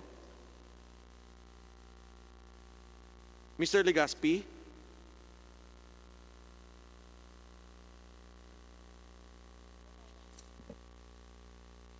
I'm sorry, nawala na po pala. Kasi may mga trabaho din po yung, madaling araw pala nung binanggit niya kanina. Anyway, ang huli po nating tagapagsalita, Miss Susan Ople, Ople Policy Center, is here. Ma'am Susan, are you there? Yes po. Ma'am Susan, before you start, may tanong lang po ako. Kasi sabi kanina ni Mr. Tolentino, meron na po silang mga medical insurance or Medicare, no? Or some sort of insurance, health insurance sa kanilang mga bansa. Lahat po ba ng mga OFWs natin, they are provided with some kind of health insurance? Yes po. Kasi in fact, pagdating nila, minsan sine-check up din sila. May mga laws po yung iba't ibang bansa on the coverage of foreign workers sa kanilang mga health insurance. Thank you, ma'am. So anyway, ma'am, sige po, if pwede ho kayo mag-present ng inyong position paper regarding dito sa provisions of on the OFW under the PhilHealth Law, Universal Healthcare Law. Ma'am Susan. Thank you, Mr. Thank you, Mr. Chair. Yung sa amin po, simple lang na points. Unang-una po, dati kasi fixed rate, 2,400. Mas madali po yun kaysa sa salary base. Pero marami rin po ang hindi nakakapag sustain ang kanilang contribution. Unang-una po, wala namang mga PhilHealth officers sa ibang bansa. Pangalawa po, ang hirap na isa sa requirement for reimbursement, kailangan may English translation ng mga medical abstracts, mga medical records para i-present. Kung nasa Saudi Arabia ka po, domestic worker ka, paglabas mo ng ospital, diretso ka uli sa bahay. Wala kang time para ayusin yon. Kung may PhilHealth offices sa iba't ibang panig ng mundo, maiintindihan nila. Imbis na yung nandito lang sila and pinasok nila sa IRR, yung mga wala naman sa batas. For example po, yung OEC, wala naman po kayong binanggit sa batas na kailangan requirement ang PhilHealth contribution bago umalis. Hindi pa nakakasweldo, kailangan magbayad na. Wala naman po yun sa batas, pero nandun po yun sa IRR. Pangalawa po na wala sa batas, pero nandun sa IRR, yung coverage ng mga dual citizens. For example po, yung kapatid ko na nasa LA, yung kapatid ko na nasa Geneva, pag nagkasakit po sila doon, sagot lahat ng kanilang company insurance. Pero kung titingnan nyo po yung IRR, covered din sila pati ng mandatory compounded interest. Kung mapunta sila sa Pilipinas, magpapatingin sila, kailangan ng PhilHealth, kailangan retroactive, bayaran nila lahat ng mga hindi nila nahulugan, which is parang it doesn't make sense, no?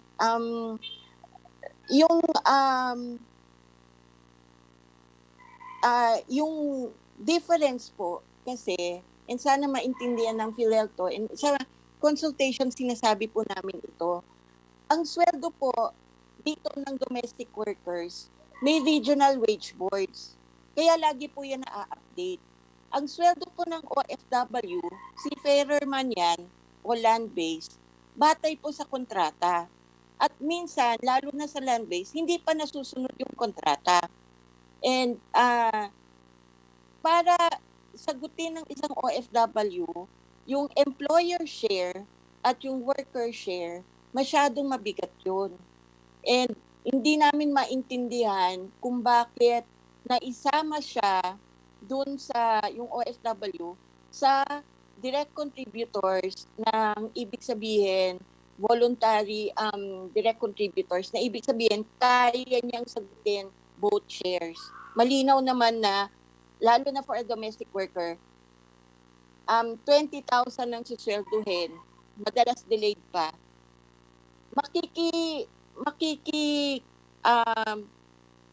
Makiki-share pa ba ang PhilHealth? Madalas ang domestic worker, lalo na sa Kuwait, o sa Jordan, o sa Oman, o sa Lebanon, madalas yan lang yung source ng income ng buong angkan, lalo na sa mga probinsya. Kaya sana maintindihan din ng PhilHealth at mapag-usapan nyo din po sa Congress na kahit po yung mga seafarers na yon, mahirapan mag-comply. Kasi by 2025 yata o 2024, ang laking porsyento ng kakainin. Ang sweldo nila mapupunta lang sa PhilHealth. So habang hindi pa naka-roll out yung key components ng Universal Healthcare Act, kumukubra na sa OFW. Bagsak po ang deployment ngayon. They are barely hanging on to their jobs. Sa Saudi Arabia po, implemented na yung 40% wage cut sa mga foreign workers, anuman lahi. So, this is really not the time. Ang urgent request po namin sa Congress, paki-suspend muna po yung IRR. Kasi sabihan lang po sa PhilHealth, habang ina-amend nyo yung batas, lalo na yung section lang po for OFWs and dual citizens. Kasi po parang sword of Damocles po yon na may monthly compounded interest. And may mga nagsasabi na po sa amin sa Opli Center ng mga OFWs, hindi na lang kami uuwi, hindi na lang kami magbabakasyon. Kasi baka mamaya singilin kami, ano pa maiuuwi namin sa pamilya.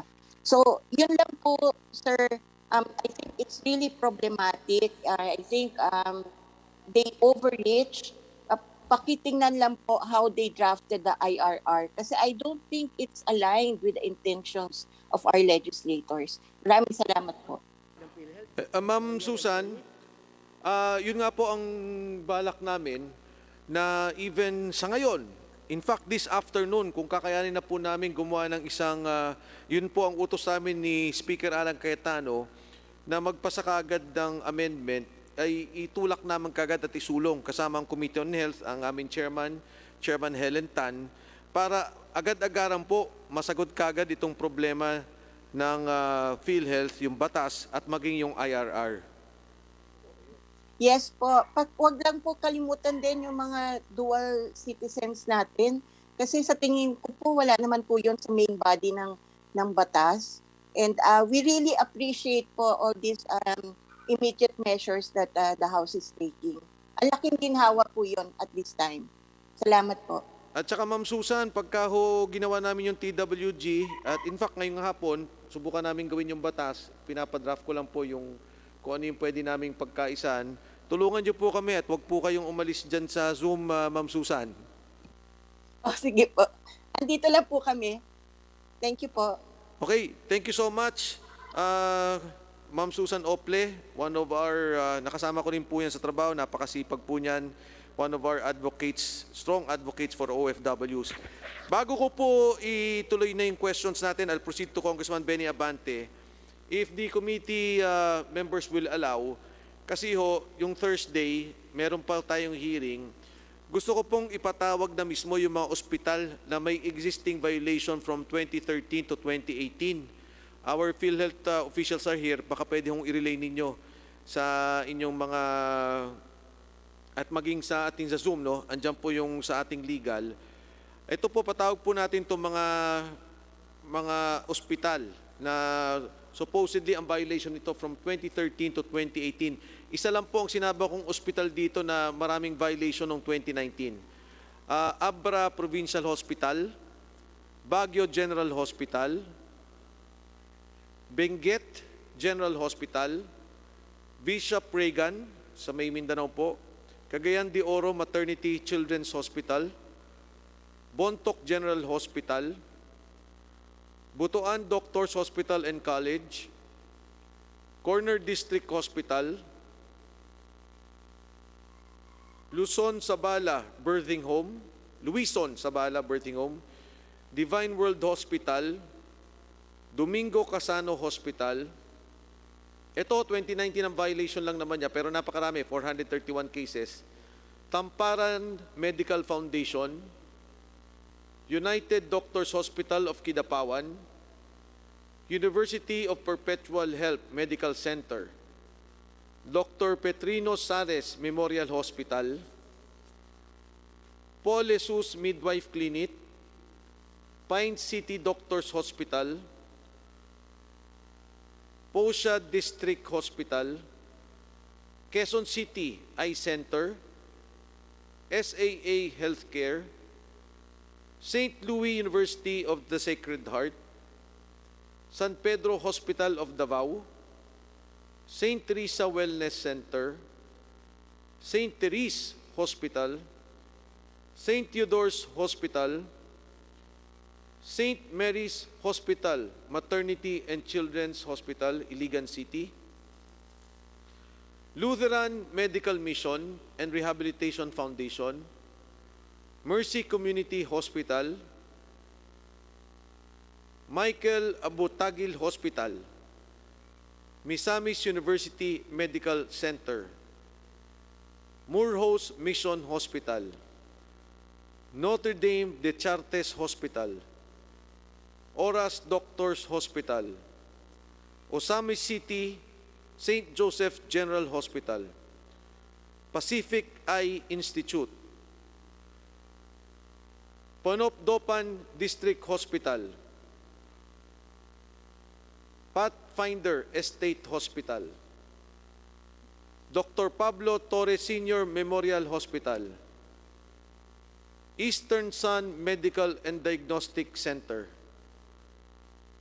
Fabiola Gabriel Center, Holy Trinity Medical Clinic, Kalinga District Hospital, Leona Lim Memorial Hospital, Lepanto Consolidated Mining Company Hospital, Luis Ora Memorial Hospital. Lahat pong yan ay may mga kaso from 2013 to 2018. Pinakamababa po dyan, 2 kaso. Pero more or less, more than 10 cases. Kung maliligaw po kayo, just check your own prosecution department. Nandiyan po sa listahan niyo yung binasa ko ngayon. Mr. Chair, Honorable Mr. Baga- Chairman, pwede Yes. natin dagdagan? Kung pwede bang i-request din natin sa PhilHealth kung magkano ang PhilHealth payments na binayad nila dito sa mga ospital na itong may kaso for the last 3 years. Pangalawa, gusto ko ring malaman para hindi na kami mag-research kung yung mga ospital na nabanggit ay nabigyan din ng IRM. Okay, dalawang pong tanong. Siguro ho, kailangan natin yung nature ng kaso. Ibigin nila sa atin kung anong final nila. Pangalawa, magkano ang ibinayad? Tama ba ho? At kung For may the last RIM. 3 years, every year, dyan sa mga ospital na Okay. yan. If At there is pangatlo, kung sila ay nabigyan din ng IRM. In addition, Mr. Chair. Just, excuse me, nabasa ko po ba yung Perpetual Succor Cebu? Hindi ko nabanggit. O pakilista po yan, Perpetual Succor Cebu. Honorable Fernandez. Aside dun sa mga cases na mga hospital na sinabi mo, Mr. Chairman, may mga specific number of cases yan. So, may corresponding din po siyang category. Non-fraudulent saka fraudulent. So, dapat Fraudulent to, supposedly. panay fraudulent lamang Yes. na ang ating pong i-hear. At doon po sa pinadalang mga dokumento sa atin, Mr. Chair, nabasa ko lamang po na meron ng mga decided cases. Like for example, doon sa binabanggit natin kanina, siguro ibigay rin po sa atin kung ano na yung mga decided cases doon sa mga hospital na yon para malaman po natin Honorable- kung ano naging aksyon nila. Honorable Fernandez, kaklaro ko lang ho kasi itong mga binasa ko, pending cases from 2013 to 2018. And there should be, these are supposed to be fraudulent cases. Yung mga fraudulent cases po. Kung may hindi ako nabasa, pakisabi po sa kanila. Ngayon, ang tinasabi ni Congressman Deputy Speaker Fernandez, yung mga decided fraudulent cases, siguro kahit 10. Bigyan tayong example. Yes, para lang magkaroon po tayo ng comparison doon sa mga ididinig natin, gusto natin makita yung mga decided cases po nila, kung ano ang naging desisyon nila. Yun lamang po. So sige ha, from the decided cases, 10 lang, bahala na kayo mag-identify, but we want the biggest cases. Dito naman sa pending fraudulent cases, ay ipakita nyo po sa amin kung ano yung kasong to, magkano binayaran at patuloy ang pagbabayad. So anyway, tutuloy po tayo sa, may I now recognize our Minority Floor Leader, the Honorable Benny Abante. Honorable Abante. Thank you, Mr. Chairman. Magandang umaga po sa inyo lahat, sa aking mga kasama sa Kongreso at ating mga source speakers. I also would like to add, before I ask the question, Mr. Chair, na total pinapasabit natin sila ng mga fraudulent cases sa mga hospital. Ngayon din po, I think that they should also submit yung mga, for example, like the Bibron dialysis machine supplier na malaki ang utang ng PhilHealth should also be submitted to us in detail. Ngayon din po, ang maraming mga dialysis centers na marami rin pong utang ang PhilHealth, hindi na babayaran. Naniniwala po ako na yung delay po ng bayad dyan, there's also fraud being committed there. Now, I would like to ask also that they submit to the committee the list of all dialysis centers na meron pong utang ang PhilHealth and the reason why they are not being paid on time, Mr. Chairman. Minority Floor Leader Abante, ang pakuha po natin is lahat ng pinagkakautangan ng PhilHealth from the dialysis and the hospitals. Yes. Okay. So ordered. Thank you, Minority Albante. Kindly proceed. Thank you, Mr. Chair. Alam nyo, sa totoo lang, Mr. Chair, iniisip ko pong mabuti kahapon pa. Ngayon po nakakita ng government corporation since the time of the Marcos dynasty and since the Napocor times na napakaraming alleged corruption. Wala na po yata akong nakitang any government corporation that has this big amount of corruption being accused of them, except PhilHealth. Mukhang kung hindi po sila equal sa Bureau of Customs as far as the corruption investigation is concerned, baka mas malaki po ito because we're talking about billions. We're not just talking about millions. We're talking about billions here. So gusto ko pong ituloy itong mga questions ko and afterwards I'll be going into the question on the OFW. First of all, I do not know who will be able to answer this, but based on the Commission on Audit decision dated September 19, 2019, COA has affirmed its notice of disallowance amounting to 56.57 million pesos worth of cash grants and allowances given to officials of the Philippine Health Insurance Corporation in Eastern Visayas. Ang tanong ko po, ano po ba ang ginawa ng PhilHealth dito? Nabawi po ba ang pondo na ito na inaffirm po ng COA? 56.57 million worth of cash grants and allowances given to PhilHealth officials in Eastern Visayas. Honorable Abante, as agreed yesterday, the officials now are all in. Anyway, I'll ask first kung may makakasagot po dyan. We have someone from legal. Pwede po ninyong sagutin, Attorney Pucalla, Attorney Roger Pucallan.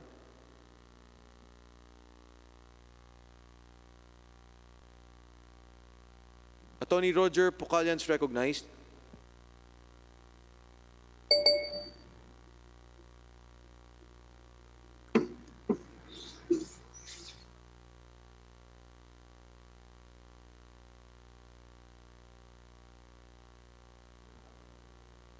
Anyway, Mr. Chair, kung walang makakasagot niyan, I just would like to put this on record. Go ahead, Minority Leader Benny Abante. Secondly, in a decision dated November 22, 2019, COA also disallowed 37.4 million pesos worth of benefits and allowances by employees of PhilHealth in its Region 4A office. I'd like to find out the status of this case, Mr. Chairman. Thirdly, in two separate decisions dated June 11, 2019, the Commission on Audit again issued a notice of disallowance on the 33 million peso bonuses given to PhilHealth officials and directors in the National Capital Region and Region 12. Again, Mr. Chairman, what is the status of this? Fourthly, tatlong notices of these allowances last year from COA, June, September, November 2019. Ano po ang ginawa ng board dito? Because the board has been writing resolutions. Ano po? Ano ang naging aksyon ng integrity officer ng PhilHealth dito? Wala pa ho ba makakasagot dyan? Do we have any integrity officer of PhilHealth around, Mr. Chairman?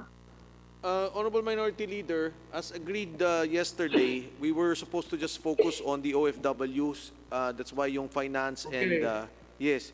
But I'm asking Attorney Pucallan if they can reply to you if he has information on that. Attorney Pucallan, are you there?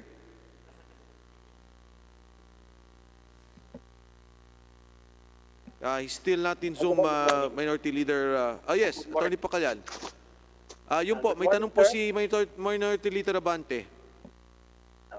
Good morning, Mr. Chair. Good morning, Congressman Abante.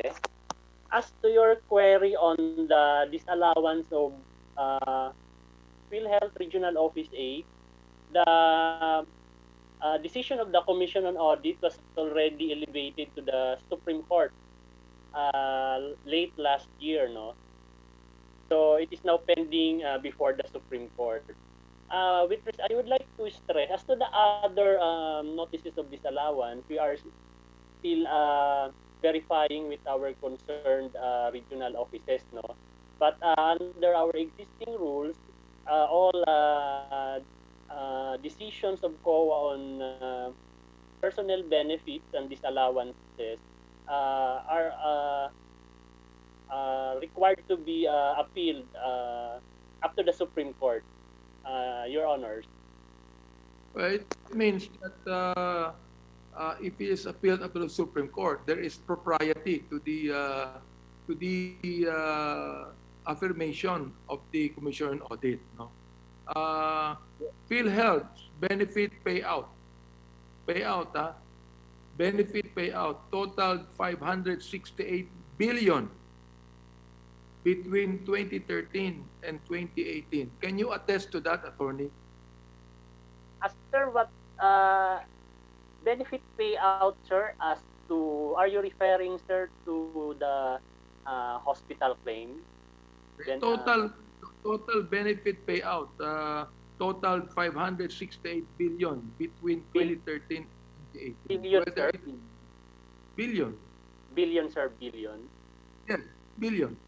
568 billion between 2013 to 2018. Can you attest to that? Can you tell us about that? If you can tell us na I don't have any personal knowledge, or I don't know about that, or that would be something that, you know, sir, non-existing, tell us. I have no personal knowledge, sir, no, as to the nature of that expense, no. So we'll just validate that with our fund management sector if that is really existing. Oh, okay. How about this? That PhilHealth has been paying hospitals a set rate for a particular disease. Tama ho ba yun? We have, sir, a case rate. We are implementing the case rate payment. So what is prescribed by the case rate, yun po yung binabayad ng PhilHealth based on the existing guidelines naman. Ano yung pinagkaiba ron sa ginagawa nyo nung araw na fee-for-service scheme to the set rate scheme today? Opo, sir. Under the old payment scheme of PhilHealth, the fee-for-service, sir, no, So under that payment mechanism, the benefit claim is paid based on the actual expenses incurred by the patient or by the member. So hindi po siya pari-pariho. Unlike sir sa case rate, uniform na po siya. Totoo yan, attorney. In fact, inamin ng kasamaan nyo kahapon tungkol dito. For example, patients diagnosed with community-acquired pneumonia are covered for 15,000 each, while those who contracted the more severe strain are allotted 32,000 pesos. Now, since 2010,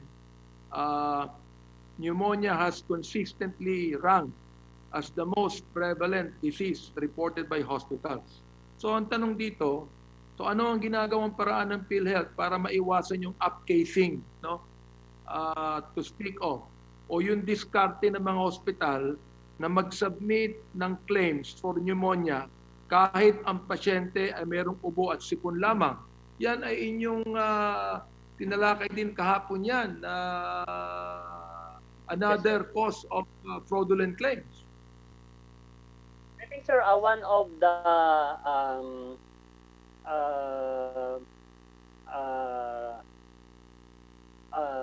rules dyan para iwasan na yung mga fraudulent claims on pneumonia, I think the health finance policy sector has issued these guidelines on free medical evaluation prior to payment, sir. So isa po yan sa mga mechanism to ensure na itong mga fraudulent claims, especially sa pneumonia po ay medical evaluation is not enough, no ha? Ito ninyo, itong mga upcasing na result na ito, no, PhilHealth paid hospitals last year 10.94 billion pesos for the treatment of pneumonia, or a 5-fold increase from the 2.04 billion spent in 2010. So, pag binabanggit nyo lang yung medical evaluation, attorney, that's not enough. So, anong ginagawa ng PhilHealth to prevent any fraudulent claims or solve this? Bakit hindi nagdeklara ng outbreak ng pneumonia last year, samantalang napakarami ng claims on pneumonia? Actually, sir, on that aspect, no, I cannot answer the question. Probably, sir, our health finance policy sector can explain their...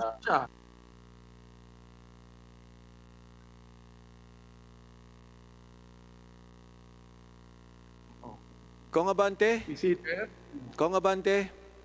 Yes, Mr. Chairman. Yes, gentle reminder, Kong Abante, you may want to proceed now on the OFW questions. Okay. I'll do that. Now, Mr. Chairman, itong mga isiningil ng PhilHealth sa ating OFWs ay hindi po naaayon sa batas, kundi naaayon sa IRR. I would like to ask kung sino po ba ang gumawa ng dating IRR na ang sabi ng Pangulo, itanggalin nyo na yan. Because kahit po tinanggal na yung IRR na yan, nakasigil na po sila ng malaki. I would like to find out, sino po ba, yung po bang Board of Directors ang gumawa ng IRR?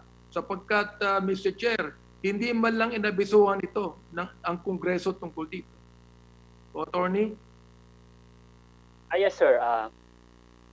My latest information on that issue, sir, no, there was already a proposal to amend that portion of that IRR, UHC IRR. So I will just verify if that was approved by the PhilHealth Board, the amendment of the UHC IRR, because there was already a proposal to delete or amend that portion. That's more than 2 months ago, attorney. It means that you have not yet in any way put a new IRR on that. Wala pang bagong IRR. Pagkatapos yung pagkatapos yung i-shelve itong dating IRR ninyo? Yes, sir. Well, just sir, validate with the corporate secretary on what happened on that meeting. Then probably, sir, we can submit na lang a report on that to be sure on What what. will you submit? A report that you have not yet put up in your IRR, or you're going to submit a proposal on the IRR? Sir, there is already a proposal on that part of the IRR. I'm not only aware if that was approved by the PhilHealth Board because I was not present during the PhilHealth Board meeting po So if we may be allowed to submit a report whether the board approved that proposal. Well, the IRR that you have put up when the law was approved and became a law, no, which is in itself is not proper. It's not proper. So ang tanong dito, yung bang mga nasingil ninyo na malalaki sa mga OFWs, isasauli ninyo o kakalimutan na lamang yan? Ayan, sir. We will, I think PhilHealth will issue guidelines on that matter, sir. You mean to tell me that for the last 2 or 3 months, you have not issued any guidelines yet? Ibig sabihin samantalang yung mga OFWs natin nagbabalikan dito, more than 163,000 of them, and another 200,000 will be coming back. And many of them had paid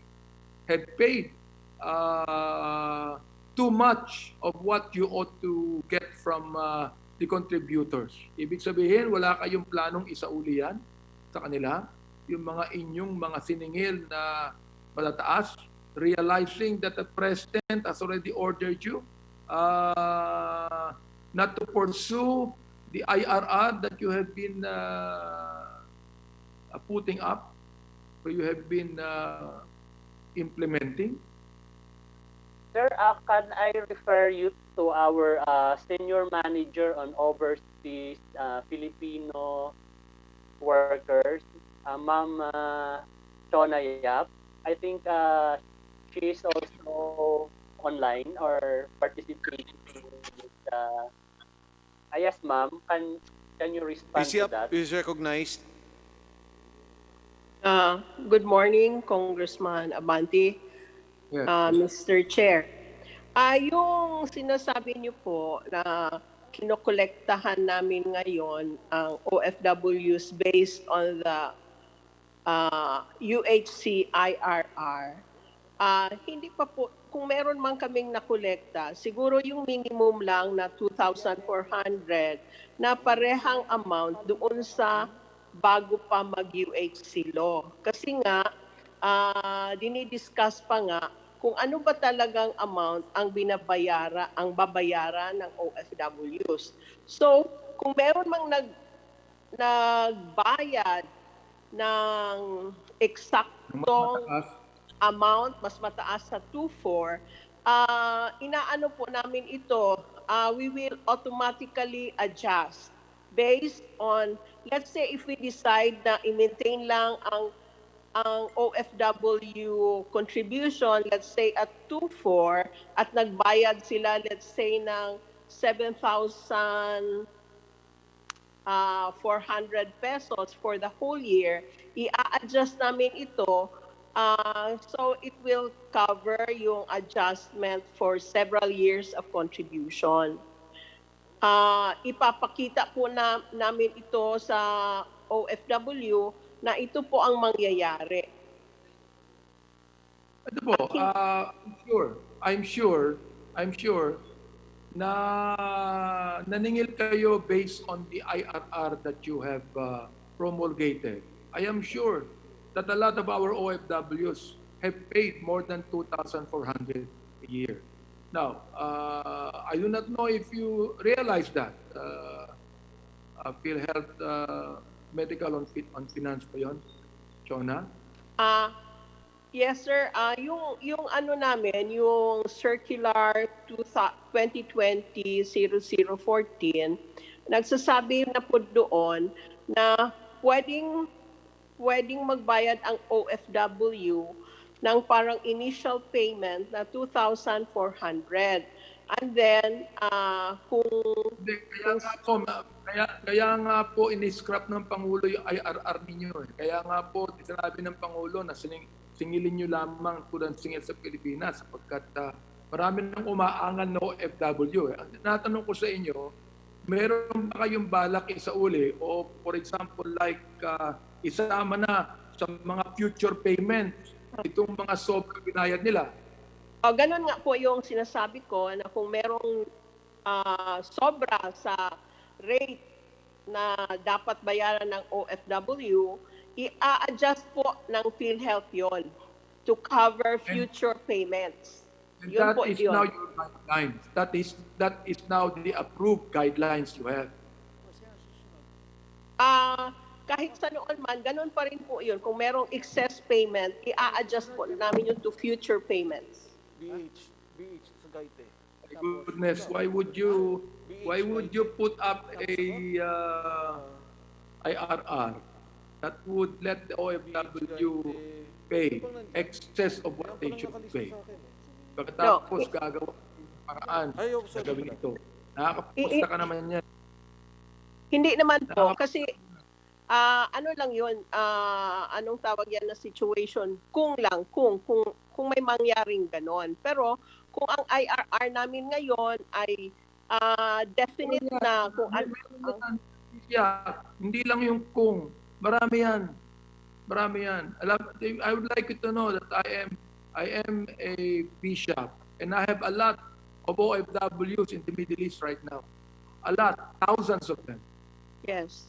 Opo, There's a lot of them complaining of a higher fee na wala silang magawa but to pay because they are concerned about their families here. Okay. Kanina po, sinabi ni Susan Ople na meron silang mga insurance dyan. The reason why the OFWs are paying PhilHealth is not for them personally, but so that their families here can also be insured. Am I right, Ms. Yap? Yes, sir. Yes, sir.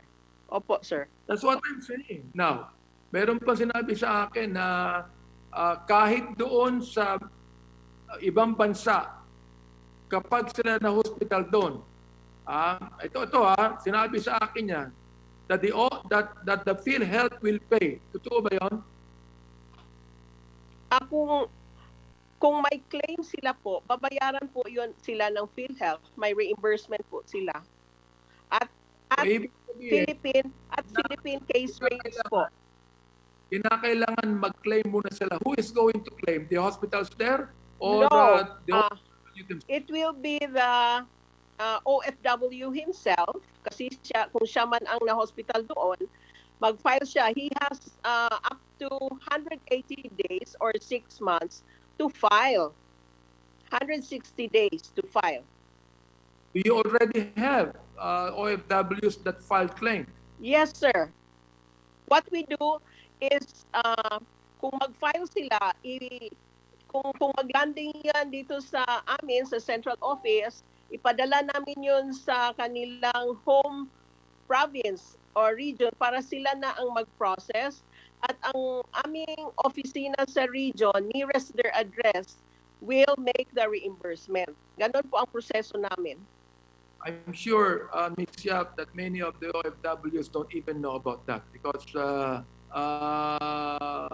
alam nila, unang-una, they are insuring their families here in the Philippines so that PhilHealth can take care of them. Ngayon, ito ba tama ba ito? OFWs are required by PhilHealth to remit. Ito yung inyong guidelines Ito yung inyong IRR to remit 3% of their annual salaries to PhilHealth, computed from a monthly pay range of 10,000 to 60,000, up from last year's 2.75% rate. Sir, ba yun? Sir, that's based on the UHC law. Pareha po ang sinusundan ng yung ba nakalagay sa batas? Yung ba nakalagay sa batas? Yung nakalagay sa IRR nyo? Yan po ang nakalagay sa batas. Yung every year na merong starting with 2019 at 2.75%, 2020 3%.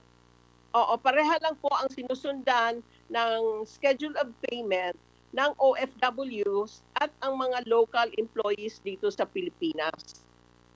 And by 2021, the contribution will be raised to 3.5%. Am I right? Yes, sir. It will be Yes, raised- sir. Yes, It will be sir. raised annually until the share hits Yes, sir. 5% in 2024. Yes, sir. Sa akin, this is higher than the rates of private health insurance companies. Tama ho ba? Hindi naman po kasi yung ibang mga pinaka-lowest na binabayaran namin na HMO, merong mga 15,000 a year.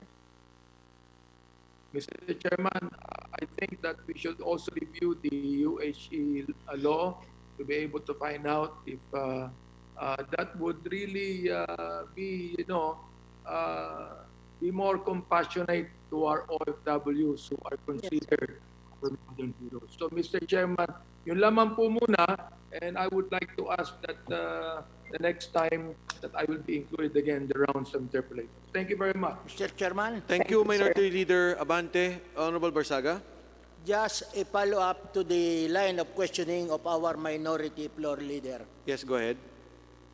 Kay Ms. Chonayap, tungkol dito sa issue ng OFW premium rates, nagkaroon ng official response ang PhilHealth dated April 3, 2020.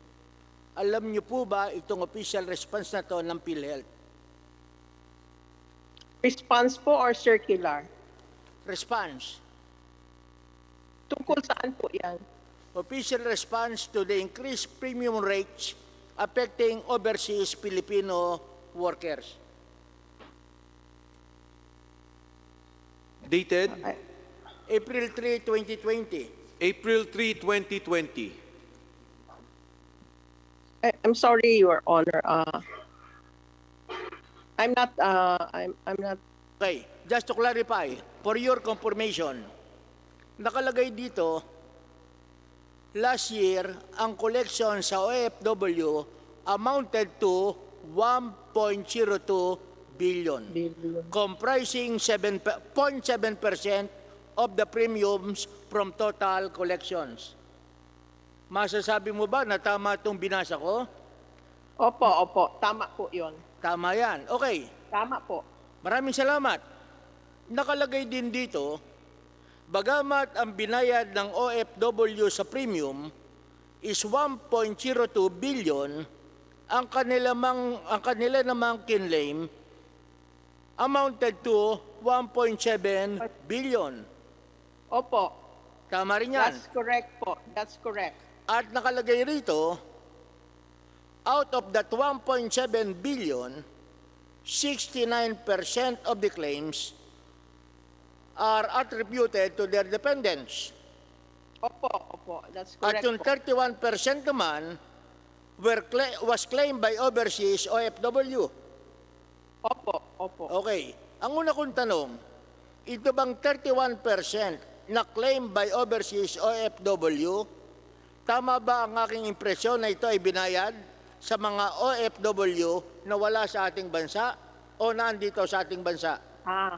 Yung ano po yan, yung claims po yan, dito po yan sa, halo po yan, Philippines and overseas po yan.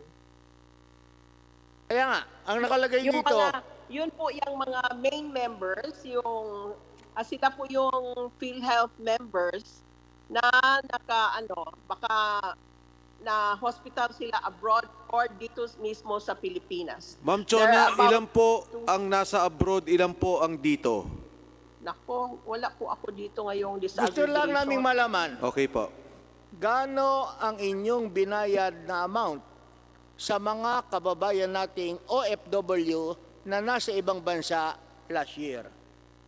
At kung pwede, specify nyo kung anong bansa ang kung saan bansa sila nagkaroon ng sakit o hospitalization. Maibibigay nyo ba ang datos? Pwede po siguro naming maibigay yan, pero hindi ngayon po. Pwede po for later, maybe Mga gaano Thursday. katagal po? Ha? Pwede po?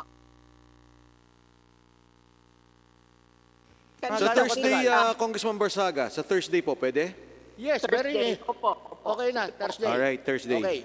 Thank you. Okay. Pangalawa, ang sinasabi, ang inyong nakolektahan approximately 300,000 OFW for 2019. Opo. That's Pero parang correct. mali. Magkano ba ang premium ng OFW ng 2019? 2,400 po. 2,400 A year. a year. Opo. Eh kung 1.02 billion, mahigit halos 400,000 OFW ang inyong nakolektahan. Kung tama Opo. ang inyong Correct sinasabi na 1.02 billion ang inyong koleksyon sa OFW. Opo, Just to clarify, correct. Yes po. ano po yung yes? Tama po yung sinasabi mo na 1.02 billion ang nakolekta namin from 320 plus thousand na OFWs in terms of PhilHealth premium contributions. Gaano karami ang OFW na inyong nakolektahan? Kung ang 320 plus thousand OFWs lamang. mukhang mali ang ating computation. Well, anyway, ang tanong ko, for the current year, magkano na ang inyong nakolekta sa OFW? Wala akong data sa present ngayon. Last year naman, ang koleksyon nyo ay 1.02 billion. Ang tanong ko lamang, saan nyo nakolekta itong 1.02 billion? Sa Pilipinas ba o sa abroad? Meron pong sa Pilipinas at meron pong sa overseas posts. Pwede po namin ibigay ang data niyan also kasama sa Thursday. Pwede nyong ibigay. Pangalawa, Opo, yung maaari ating po. procedure lamang. Regarding collection abroad, ano ba ang procedure natin? Kasi aware kami na meron tayong 114 million na problema, cheque payable sa PhilHealth, hindi na-remit sa PhilHealth, na-repeat sa ibang tao. Kaya ano ba ang procedure natin when it comes to the collections from abroad? Ganito po yun. Dahil walang tao ang PhilHealth naman abroad, yung mga taong nagbabayad sa mga OFWs na nagbabayad sila sa accredited collecting agents natin. At ang kanilang, yung mga collecting agents naman po, meron silang network din of collecting agents sa mga bansa na may mga Pilipino. So ngayon, magbabayad sila yearly, kung 2-4 lang naman, or minsan tinatanggap po ang 6 months.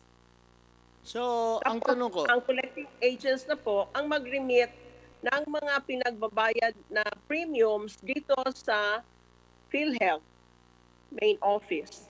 maibibigay nyo ba rin sa darating na Webes ang mga pangalan ng ating accredited collecting agencies sa abroad? Opo, maaari po. We have that list. Okay, at maibibigay nyo rin sa darating na Webes kung magkano ang inyong koleksyon coming from these accredited collecting agents abroad. Opo. Ang isang tanong ko lamang, banded ba ito bang mga collecting agents nyo abroad, Filipino corporation or foreign corporations? Ang ina-accredit po natin dito sa Pilipinas na merong mga collecting agencies abroad. So kunyari mga 5 yan, iRemit, Bentaha, PBCom or Land Bank, DBP. Sila po yung accredited natin. Tapos sila naman po, meron silang sariling ina-accredit na mga collecting agents din abroad. Kasi yung ibang mga bangko katulad na may presence abroad like BDO, Metrobank, kumakabit po sila dito sa ating accredited collecting agents. Ngayon, yung ating collecting agents na in-accredit natin dito sa Pilipinas dito sa main office, they meet certain standards required by our accreditation committee. Ang tanong ko lamang, just to satisfy our curiosity, meron ba kayong maibibigay na isang pangalan ng isang accredited collecting agency ng PhilHealth in any country outside of the Philippines? Opo, yung Bentaha at ang iRemit po, they are our bigger collecting agents. At gusto rin nating malaman yung mga policies and safeguards. Kasi it's possible, yung bang mga collecting agency, sila ang pumupunta sa OFW o OFW ang pumupunta sa kanila? OFW po ang pumupunta sa kanila dahil may mga opisina po yan sa mga bansa kung saan ang mga OFWs. So in other words, voluntary din ang pagbabayad o pagpunta ng OFW?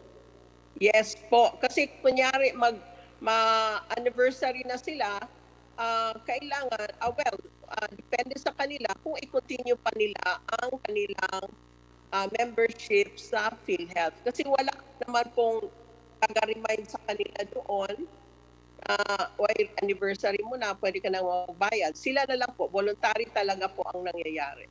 Honorable A Barsaga. very simple question, isa na lamang, Mr. Chairman. Halimbawa sa Saudi Arabia, meron bang listing ang PhilHealth kung sino-sino ang mga OFW sa Saudi Arabia? Ano po yon? Alam natin, marami tayong OFW sa Saudi Arabia. Ang Correct tanong po. ko lamang, meron bang listahan ang PhilHealth ng OFW sa Saudi Arabia para alam nila kung sino ang kokolektahan ng premium? Wala po kaming listahan ng OFW sa Saudi Arabia. What about in other countries? Wala po. So in other words, talagang walang data ang PhilHealth sa mga OFW na nasa ibang bansa. Wala po. Wala. Kaya reliant po kami sa POEA kasi sila po yung may direct contact sa mga OFWs. Would you not consider that it would be a sound and a better policy na ang PhilHealth ay humingi rin ng listahan mula sa government agencies katulad ng POEA para meron naman kayong record? Pwede naman po yang gawin pero hirap din po ang Kasi ano lang naman we yan can make arrangements with pakikipagtulungan lamang ng bawat ahensya. Kasi importante itong koleksyon ng PhilHealth. At kaya naman kami nag-iimbestiga rito ay para malaman natin na yung perang binabayad ng ating mga kababayan sa PhilHealth ay nagagastos ng maayos at tama. That's the only reason. Okay? That's a sound idea po. Thank you. Mr. Deputy Congressman Barsaga, maraming salamat. Yes? Mr. Chair, meron lang akong follow-up na question doon sa mga sinabi ni Congressman Barsaga kasi napakaganda nung kanyang mga katanungan, no? Lalo na doon sa mga kolektor natin ng premium ng ating mga OFW doon sa ibang bansa. Yung po bang nakokolekta nila ay paano nyo po pinadadala? Direct, bank to bank? O meron kayong system na ginamit sa PhilHealth? Ringo. Paano nyo po pinadala yung pera? Mr. Danao, go ahead. Yung collecting partners po kasi, Mr. Chair, ay third party. Yung remittance centers na nasa abroad. So, any collection from the third-party remittance centers, ipapadala muna yan doon sa iRemit o doon sa Bentaha, depende kung sino yung accredited na collecting partner namin. Yung pera, supposed to be, is dapat mai-remit sa amin on the same day transaction. Depende na lang kung sila ay nasa other part of the world na iba yung oras. Ngayon, i-remit yung pera doon sa land bank kasi land bank yata ang aming government depository bank, and then the next day the report kung sino yung mga sino-sino yung nagbayad, yun ang isasubmit sa PhilHealth para ano namin So, kinukuha i-adjust. niyong mga partners sa ibang bansa, mga service providers para sila yung magre-remit ng perang kinolekta natin sa mga OFW patungo doon sa land bank Yes po, sa opo, atin. sa depository So, anong bank. klaseng service provider to? Are these... Sa abroad po kasi, depende po, iba-iba po ang ating mga collecting partners doon. May Kung mga, sino accredited sa abroad? Opo, remittance centers, minsan may grocery, may shopping center. Depende po kasi sa partner namin kung sino yung kanilang i-accredit na partners din. Yes, okay. Kasi Sa accredited, dito yun po ang sa important. Pilipinas, ang ina-accredit lang natin is yung limang existing ngayon na accredited na collecting agent. Ngayon, itong 5 na to, sila ang maghahanap ng kanilang collecting partners kung saang parte ng mundo na may Pilipino. So, sila lamang yung binibigyan natin ng karapatan, yung 5 yon, na maghanap ng mga partners nila sa ibang bansa. So, ibig sabihin, may posibilidad na mawala yung perang binabayad ng ating mga OFW. In other words. Pwede, pero po kasi ang may sagutin So, sa kung atin... pwede, ano yung ginagawa niyong mekanismo para mapigilan to? Ganito po, ang agreement namin sa ACAS, ang agreement namin sa ACAS po kasi, kung ano, supposed to be kasi po si remittance centers mag-i-issue siya ng resibo. Okay, ganito na lang para kasi Opo, mahaba. marami pang nakapila magtatanong. Ibigay niyo na lang po sa amin yung 5 accredited na mga gateway natin dito sa Pilipinas o yung provider natin kung saan dito nire-remit yung pera na nanggaling sa ibang bansa. At makita din natin kung ano yung agreement natin sa bawat bansa, no? Kung ano-ano yung mga service provider na kinuha din po natin. Actually, sir, Mr. Chair, ang maipoprovide lang namin is yung agreement namin with yung nasa Pilipinas. Yung agreement ni ACAS doon sa kanyang tie-ups or na remittance centers, wala po kaming idea doon. Ang may sagutin sa PhilHealth is si ACAS na nasa Pilipinas. For example, si Bintaha International, dahil siyang accredited namin, siya ang may sagutin sa lahat ng remittance centers na naka-tie up sa kanya. So magkano yung fee na ichina-charge sa ano? Ang charging po ay depende sa countries. Ang agreement yan is on top of, for example, kung 2-4 po kasi ang ibabayad ni member, si remittance center magpapatong na lang siya kung magkano yung agreed na service fee doon sa 2-4. Basta ang agreement... Sa average, magkano ang binabawas? Halimbawa, 2-4 ang binayad. Magkano yung binabawas sa ibinayad ng mga OFW? Parang sa... Magkano yung pinatong? Magkano yung pinatong? Sa Riyadh, kung tama, parang 7 reals every transactions. Hindi, sa peso na lang muna natin. Sa halimbawa, 2-4 yung binayad, magkano yung kinakaltas? O yung magkano yung pinatong? Hindi ko sure, pero parang mga 13 pesos, mga ganun, per transaction. So, bawat isa yon. Opo, per transaction. Kung 1 year, yung 2-4 po kasi before is a 1-year payment. So, dahil 1 transaction yan, yung 2-4 mo, papatungan lang yan ng service fee. Basta ang agreement namin, dapat 2-4 ang papasok na bayad ng members sa PhilHealth. Mr. Chairman, yun ang kailangan po nating malaman. Para kung ano yung, magkano yung pinatong ni Don. Deputy. Sige, Congressman Barsaga, please. Nais ko lang linawin, kung 2,400, ako ay nasa Saudi Arabia, magre-remit ako magbabayad ng service charge. Tama po. O hindi ba para namang mali yun? Hindi ba kayo pwede magawa ng guidelines na ang dapat ay service charge, kayo na magbayad? Oo, wag natin i-charge sa mga OFW yon dahil para naman atang unfair yon. Kasi sa batas, obligasyon nila magbayad. Pagkatapos, magbabayad na ako, yung service charge, ako pa mag-handle. Hindi na ako magbabayad ng 2-4. Anyway, wala naman kayong data. Wala naman kayong record. Congressman Barsaga, siguro alamin natin sa PhilHealth kung meron kayong policy or circular na nilabas tungkol dun sa pagcha-charge ng sa mga premium ng OFW. Mr. Danao, sabi mo 7 reals ang every transaction?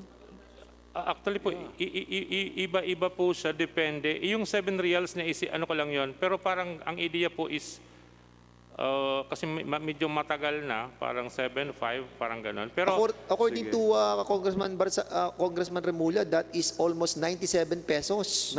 90. 90 pesos yung 7 reals. So kung charge natin yun sa OFW, yung 97 pesos, mabigat yun para sa ating mga kababayan. Anyway, Honorable Barsagan and other members of the committee, yan po ang isa sa tingnan natin na ayusin Mr. natin. Chairman, At saka, Mr. Chairman, clarification lang, Mr. Well, hindi Chairman. natin sila sinisisi, Mr. Chairman. Pero ang sinasabi ko po I'll lamang just dito, go first Mr. to Chair. the Honorable Remulla. He's not spoken yet. Go Tapusin ahead, ko lang. Kong Remulla. Okay. Paano nyo napili yung mga remittance center? How did you select the remittance centers or the remittance people? Mr. Chair, yung remittance centers po nasa abroad ang namili yung accredited collecting agents natin. Ngayon yung collecting agents natin dito, yung yung iRemit, yung 5, sila po ay nag-a-apply sa PhilHealth doon sa ating accreditation committee. Yung accreditation committee, iba-iba po ang members niyan, sila ang nagdi-decide depende doon sa requirements kung sino sa mga nag-a-apply ang qualified na maging accredited collecting agents. So hindi nyo binibid out ang services? Hindi bidding? Nag-a-apply lang sila tapos tinatanggap nyo na lang? Opo. Hindi po bidding. Nag-a-apply po Mr. Chair, pwede sila. po ba natin malaman kung sino ang head ng accreditation committee ng PhilHealth? Sinong member sa kanang head ng accreditation committee na nagsasabi na ito ang ipapatong natin doon sa mga premium na binabayad ng ating mga OFW? Sino po yan? Hindi ko po, before po kasi ang head po is Anyway, yung head don't worry. In the next hearing, please submit to us the names of the accreditation committee and the head. Okay, sir. Thank Okay. you. At Mr. Chairman, yung kanilang policy. Yung ano lang, Mr. Chairman, last na dito lang. Yes. Yung patong na policy nyo, pinapatungan na remittance agent, bawa 2,400 nagiging 2,500 halos. Sino gumawa ng policy na ipasa sa OFW yung remittance cost? Sino gumawa ng policy na yan? Hindi ko sure, sir, pero ang pagkakaalam ko yung committee. The accreditation committee. Accreditation committee. Opo. Kasi may nagkakaroon Walang sila circular, kumbaga committee lang ang nag-decide at hindi Walang naaprubahan ng board yung pagpapatong natin ng almost 100 pesos sa mga OFW. Honorable Fernandez, Honorable Barsaga, hindi ko we sure first yun. allowed I think that is too much, we Mr. first Chairman. allowed those who lined up and then we go back to the second round. Tatlo lang naman po yung nakalinya natin sa Zoom. Mr. Chair, gusto po lang natin malaman kung sino yung chairman ng committee ng accreditation. Dahil very crucial we asked for to. that. We asked for that. Salamat po, Mr. Chairman. In the next hearing, there's an interjection from the minority leader. Yes. Yeah, yung sinasabi po ni meron mga nagte-text na sa akin nagme-message sa akin na wala silang natanggap na bayad sa hospitalization ng PhilHealth. So, ni-request ko po, Mr. Chair, na yung mga nag-claim ibigay sa atin listahan ng PhilHealth, Mr. Chair. I would like to ask PhilHealth to give us a list of those that OFWs who made claims to the PhilHealth at magkano ang ibinayad po nila. And also, Mr. Chair, andyan po naman ang OWA Administrator. I'd like to ask the partnership of PhilHealth and OWA in helping our OFWs in making claims. Yun lang po. Thank you, Minority Floor Leader. PhilHealth is directed to please submit to the committee yung binabanggit ni Minority Floor Leader na mga nag-claim na kung sino to at kung nabayaran. Ito nga yung kanina pa binabanggit. Si Miss Yap ba nandyan? Miss Yap? Chona Yap? Are you still there on the OFWs? Miss Chona Yap? Tama ba? Miss Chona Yap? Wala na? Yes, Miss Chona Yap. Alam niyo po, medyo nagkamali ako kanina dahil ang sabi niyo po dun sa data niyo, maraming OFW ang mga nagkaroon ng claims. Mas marami ang claims nila sa contribution. Ang lumalabas, batay dun sa tanong ni Kong Barsaga at sa lahat ng mga nagtanong, yung data nyo pala, mga beneficiaries nila yun, yung 70%. Tama po ba? Yes, sir. Tama po yun.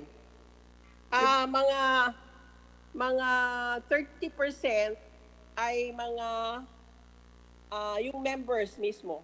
Kaya nga po, pero yung 30% na members, hindi pa rin ho natin klaro kung sino yung mga ano nila, yung mga nandito sa Pilipinas, at palagay ko karamihan dyan nandito sa Pilipinas. Medyo ano po, Miss Yapa, medyo deceiving po yung inyong datos na isinabit po sa amin. Kasi katulad po nito, ito po yung nasa aming database. Noong 2019, 58,596 or 17% ng members ang nag-benefit ng No, PhilHealth. Miss Yap, ikaklaro ko sa inyo ikaklaro ko sa inyo. Kunyari isang daang OFW ang umalis. Nagbayad sila kunyari ng 100 piso. No? So that is 10,000 pesos na contribution nila. Tapos ang sinasabi nyo, yung 100 OFW na to, nag-claim ng 200,000. So kung titingnan mo yung data, ang interpretation mo is that the 100 OFWs benefited more than their contribution. Yes po. Pero ang lumalabas pala sa inyo, yung 100 OFW na merong 500 pamilya, dun nyo i-count yung benefit claims. Yung total na po yon, nakakabit Tama po po. ang kanilang dependents sa main members. Pero ang ibig po sabihin, even if they are not OFWs, they will still have benefit claims because of the Universal Healthcare Law. Dahil po sa batas, meron pa rin Opo. silang claims. Tama po ba? That's UHC law. Itong 2019, hindi pa po ito UHC.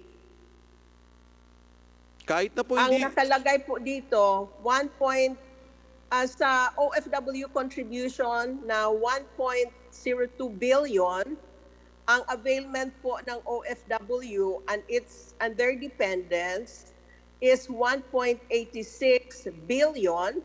So Opo, may Ma'am Yap. PhilHealth subsidy po na 844 million. Ma'am Yap, kahit hindi sila nag-OFW, maging voluntary contributor lang sila, they can avail of that 1.8 billion na sinasabi mo. Tama po ba? Kahit hindi po yan nag-OFW at nagbayad sila ng 2.4, they can avail of the same benefits that you are claiming now. Tama po ba? Yun kasing 2019 data namin, naka-identify kung sino po ang OFW. Kaya nga po, siyempre, pag nilagay, tatay mo ba OFW, kung sinong tatay mo, ilalagay OFW. Pag nilagay ang trabaho ng nanay mo, OFW, ang ginawa ninyo, i-count ninyo sa OFW. Tama po ba? Yes po. Ayan nga po eh.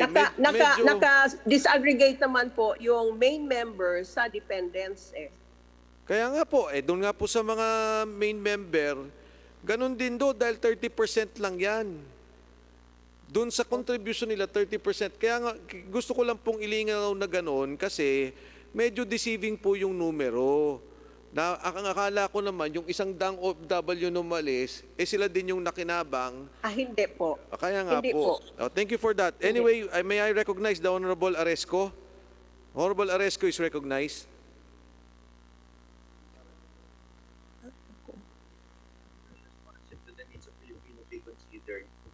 Hindi ko makuha. Ayusin mo ito. Honorable Aresco, we can already hear you. Magandang Yes, hapon po. thank you, Mr. Chairman. Thank you. And cheers, good morning sa lahat. Especially sa ating Dr. Einstein Fernandez. Maraming salamat. Mr. Chairman, ang dami-dami kong natatanggap sa text na ang galing po ng ginagawa ng grupo, lalong-lalo na yung mga Power Rangers led by you and Congressman Kuya Alvarado. Kudos po sa inyo. Mr. Chairman, ang sama ng panaginip ko ang gabi, Mr. Chairman, I was transported to a time na parang Godfather 3. And in The Godfather 3, there was a scenario where everybody was wearing a coat and tie. Pero walang mga tie, naka-white shirt at saka naka-blue shirt. And they were surrounded with a lot of women serving them. Mr. Chairman, it appears in my dream na there was a Capo El Tuti. A Capo El Tuti that lasted for so many decades, and he had these three mafias in the private sector and in a civil service commission. And because of that, Mr. Chairman, sa panaginip ko may mga whistleblower.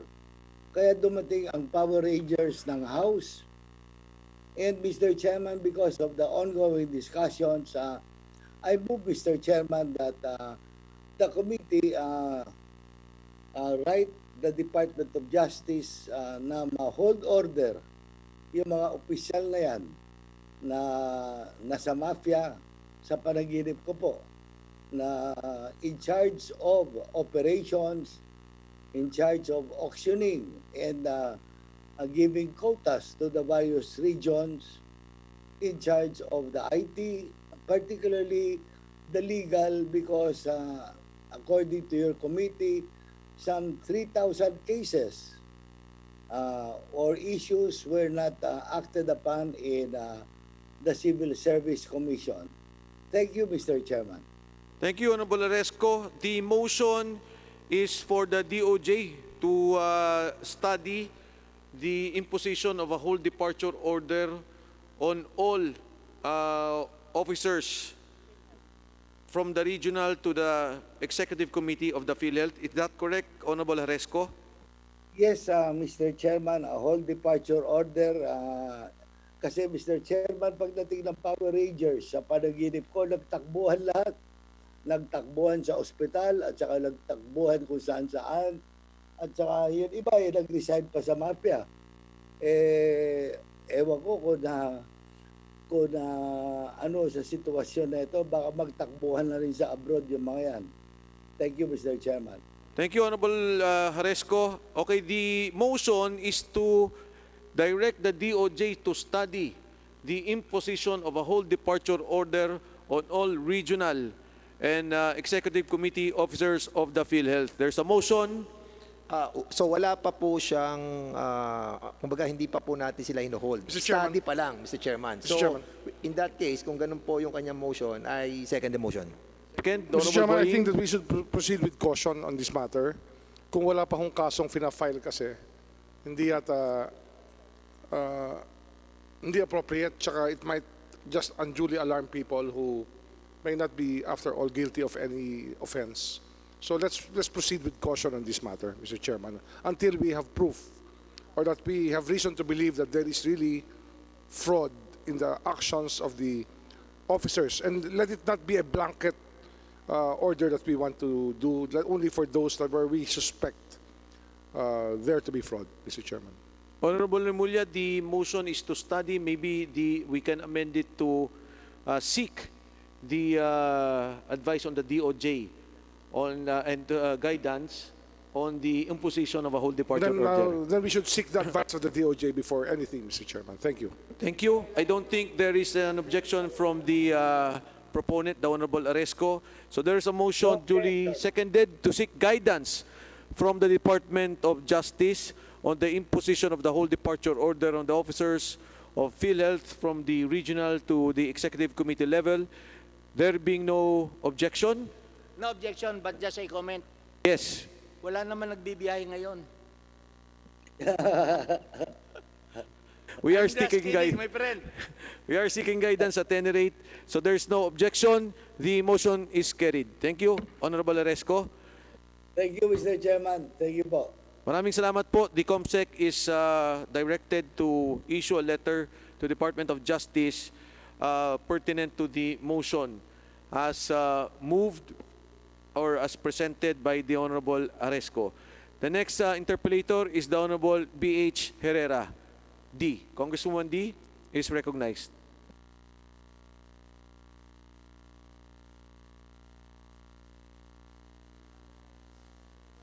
Ang susunod po ay ang kinatawan, Congressman Gaite. Ferdinand Gaite is recognized.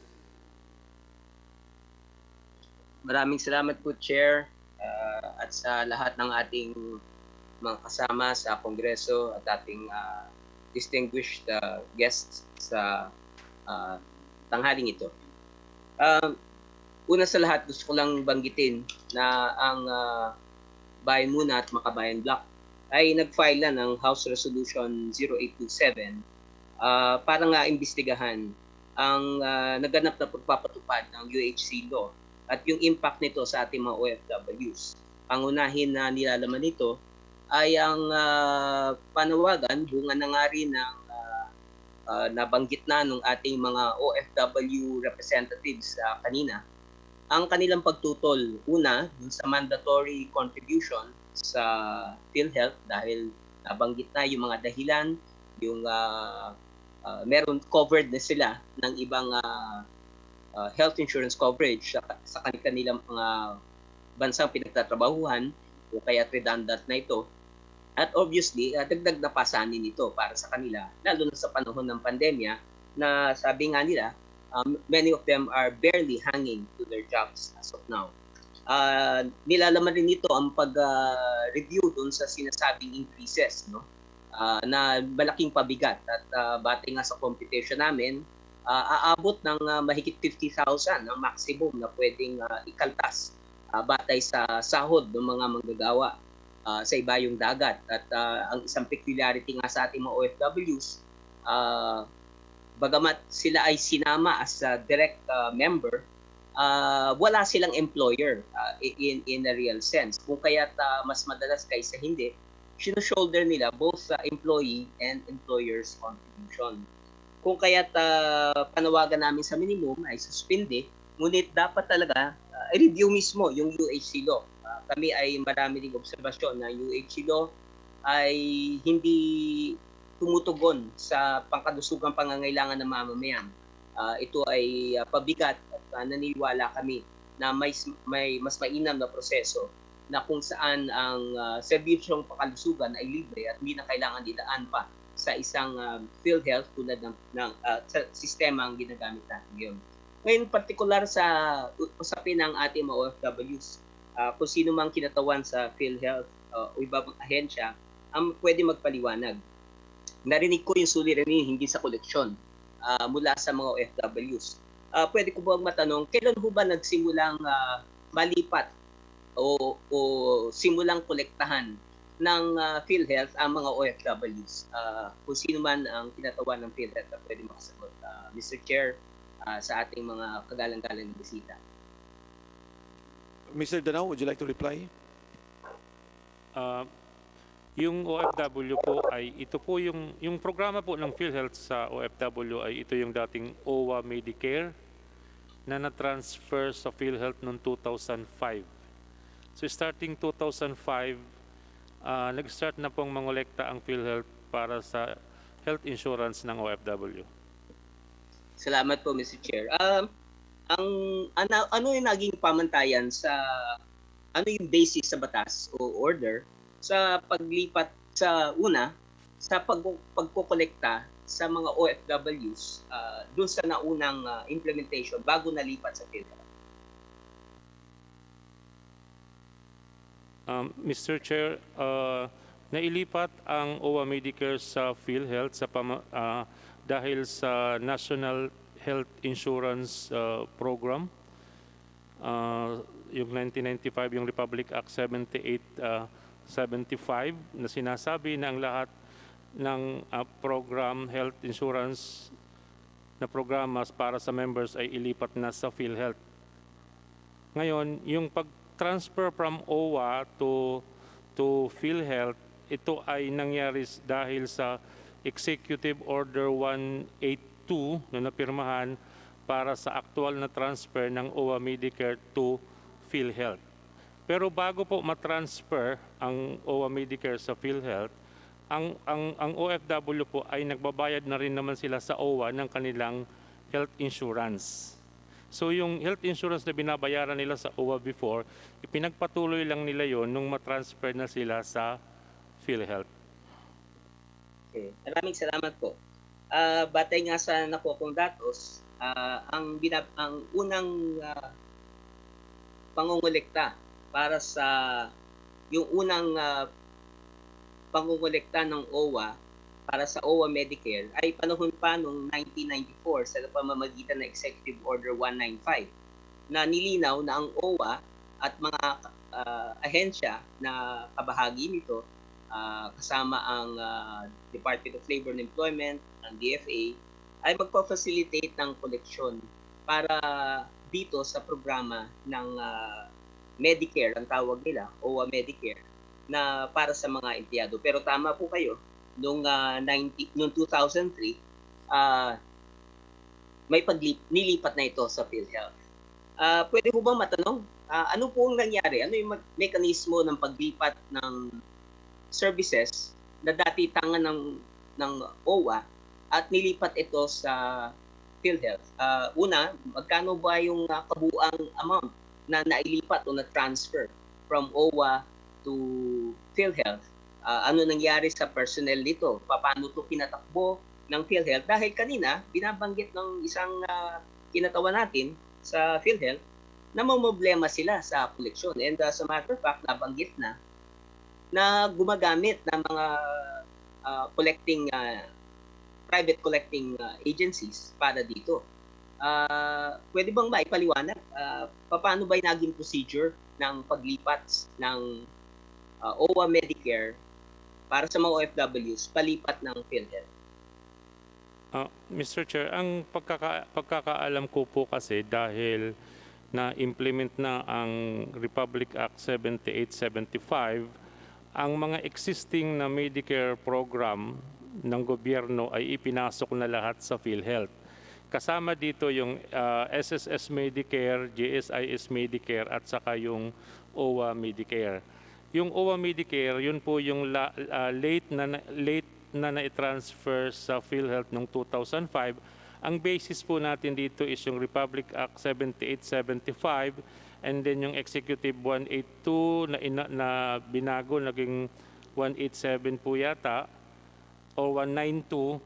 And then nag-create po ng committee na para pag-aralan o pag-usapan paano ang actual na transfer ng OWA Medicare sa PhilHealth. Ngayon, ayon dun po sa napagkasunduan ng committee na binubuo ng officers from PhilHealth, officers from OWA, na part ng agreement doon ay matatransfer ang management ng OWA Medicare sa PhilHealth effective March 1, 1995. Kasamang matatransfer ang lahat ng empleyado na gustong lumipat na cover ng OWA Medicare. And then pagdating naman po sa pondo, ang napagkasunduan po ayon sa aking pagkakaalala, ang inilipat lang po sa PhilHealth, hindi ko alam kung magkano yung eksaktong budget, ay yung para lang po sa 1 year na operation ng programa na inailipat sa PhilHealth. So ibig sabihin, kung magkano man po yung amount na napag-usapan nila, na estimate nila na nagagastusin para sa 1-year operation ng bagong lipat na programa, yun lamang po ang inilipat ng OWA, nung OWA Medicare sa PhilHealth. After 1 year, bahala na po si PhilHealth doon sa pagpapatakbo doon sa bagong programa at kasama po din sa agreement kung magkano po ang babayaran ni PhilHealth doon sa mga previous claims na natanggap na ng OWA pero hindi pa napaprocess, ipaprocess ni PhilHealth and then babayaran ni OWA. After na mabayaran lahat yon, pera na ni PhilHealth, kung magkano man yung nakolekta na ni PhilHealth doon sa member na na-transfer sa amin, yun na ang umpisahan naming budget sa pagpapatakbo ng bagong programa. Okay, salamat po sa kasagutan. Tanong lang po, nung prior dito sa UHC law, mandatory na rin ba ang contribution mandatory lang ba ang contribution ng OFWs? Yes po, mandatory na po sa lahat ng members. Hindi lamang po sa OFW, sa lahat po ng members. Part din po pala ng agreement dahil bago matransfer sa OWA, ang OWA Medicare sa PhilHealth, nangungulekta ang OWA sa kanilang mga opisina sa abroad para sa kontribusyon ng OWA Medicare program, OWA Medicare, at nangungulekta rin po ang POAA sa kanila. So, yung umaalis na bagong OFW, pag nagbayad, ay pag-aalis, nagbabayad sila through POAA. Ngayon, nung malipat sa sa PhilHealth ang OWA Medicare, inadapt namin yung ganong agreement. Nag-sign kami ng agreement with OWA and POAA para sa iisang resibo ang gagamitin ng aming opisina dahil ito ang practice bago matransfer ang OWA Medicare. So meaning, pag nag-transact ang OFW sa POAA, kasama sa babayaran niya ang OWA payment, PhilHealth at yung POAA processing fee. So nagpumirma po kami ng agreement, it's a tripartite agreement between PhilHealth, POAA and OWA na isang resibo lang ang gagamitin namin sa collection para sa OFW during that time. So, Mr. Chair, ano po nangyari doon? Natigil ba yun? Bakit ngayon gumagamit kayo ng private collection agency, Mr. Chair?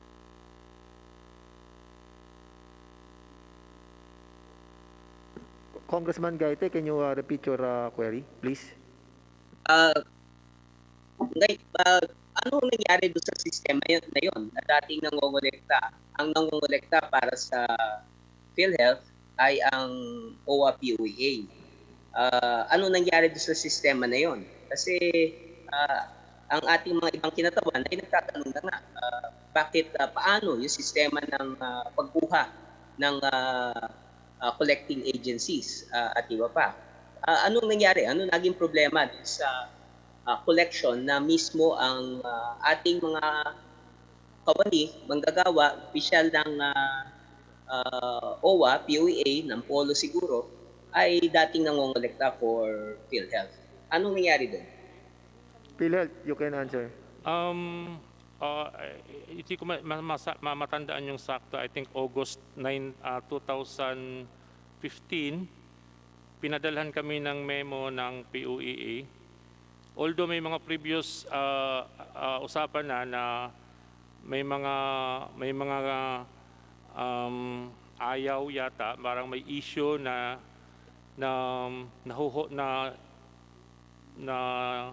hindi nakakaalis ang OFW kung hindi binabayaran yung PhilHealth. So parang ang term is naho-hostage yung OFW kung hindi babayaran yung PhilHealth, hindi sila makakaalis.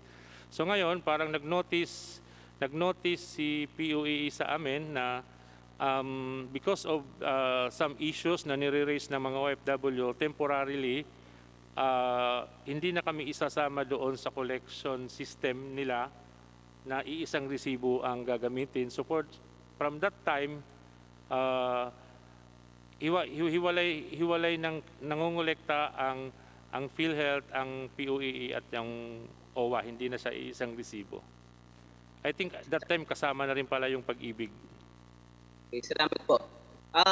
Kaya po tinatanong ito dahil dati may sistema na ang nangongolekta nga ay yung mga ahensya na may presence mismo doon sa mga work sites, sa mga host countries.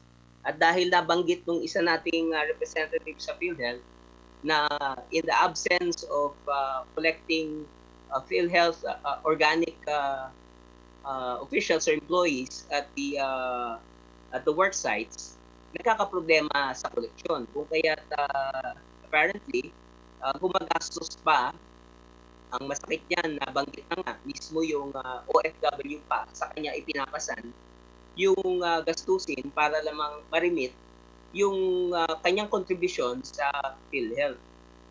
Kung kayo'y tatanungin, tama ba ito na sistema na pasanin na nga yung collection contribution nila, pasanin pa nila yung remittance fees na dati naman ay walang gastos pero ibinadaan sa ibang ahensya ng pamahalaan na may presence doon sa work sites. Mr. Chair.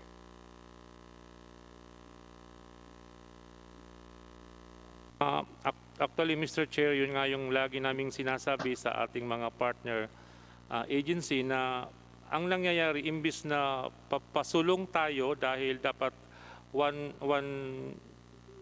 government approach ang gagamitin natin doon sa pag-implement ng ating mga programa, lalo na kung ito ay para sa mga OFW. Ang nangyari tuloy, paatras ang nangyari dahil nagkanya-kanya kami ng pag-implement nung batas. So ang nangyayari, although mandatory sa batas na dapat silang magbayad or obligasyon na magbayad ng kanilang kontribusyon sa National Health Insurance Program, ang nangyayari po, nagiging optional kasi sa ngayon po, wala po kaming mekanismo para mahabol sila abroad, para po puntahan sila isa-isa sa abroad.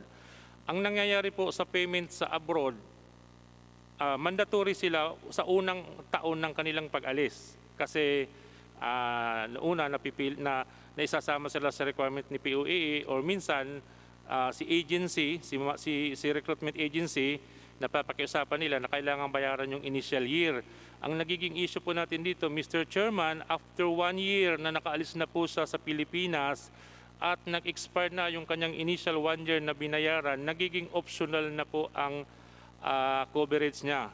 Sa batas po natin, mandatory siya, pero pag siya po'y nasa abroad na, dahil wala namang kaming paraan para mahabol sila ngayon, optional na lang. Kung gusto nilang magbayad, nagbabayad po sila. Pero wala po kaming paraan para ipilitin sila na ipagpatuloy yung pagbabayad. So tayo po ay nakikipag-usap.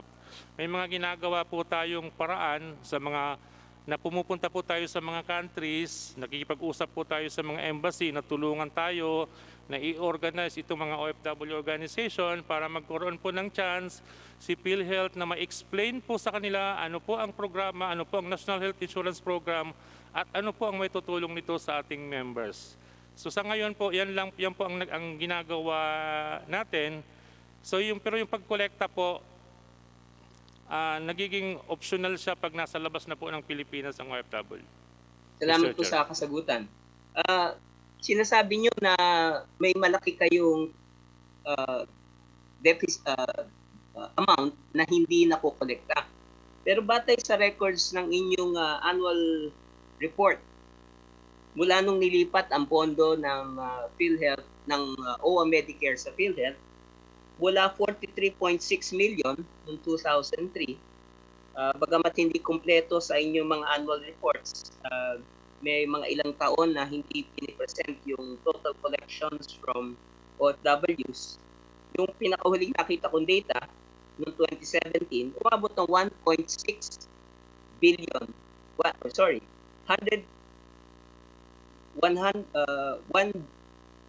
billion 685 million, 0.3 ang inabot ng koleksyon nyo. So, lumalaki, no? Lumalaki. Itong, meron ba kayong record as of 2019? Ano ang latest collections nyo? Narinig ko isang figure, 1.02 billion. Tama ba yun?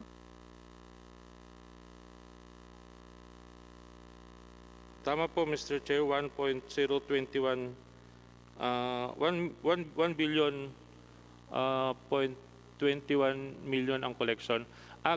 Gusto ko lang po i-clarify, Mr. Chair, kung yung historical po na pag-increase ng contribution ni PhilHealth is dahil nagtataas din po tayo ng premium.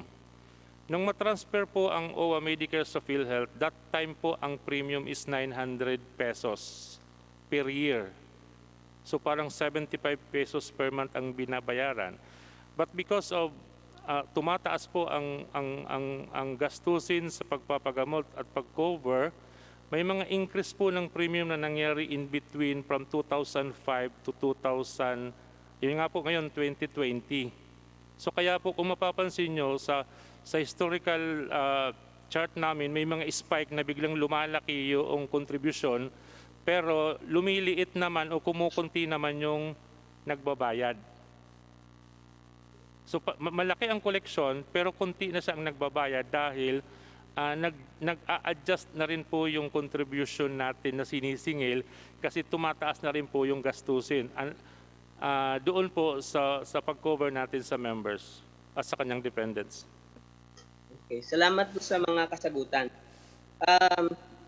Nagkaroon ng pagkakataon na makausap namin ng mga OFWs sa mga Zoom conferences nito mga nakaraan. At nung simulan nilabas yung circular ng PhilHealth regarding the implementation of the UHC law in reference to OFWs, talagang maraming tumutol. Nagkaroon nga ng petition ang mga OFWs at ang nagresulta na nga, mismo si Pangulong Duterte ay nagsabing pansamantalang isususpindi ang implementasyon sa OFWs. Bagamat ang panawagan nila ay hindi suspension at ang panawagan nila ay pagpapatigil. Sapagkat tulad na nabanggit ng ating mga OFW representatives kanina, hindi nila nakikitang dapat mandatory. Pwede siguro voluntary para dun sa mga gustong makover ng PhilHealth.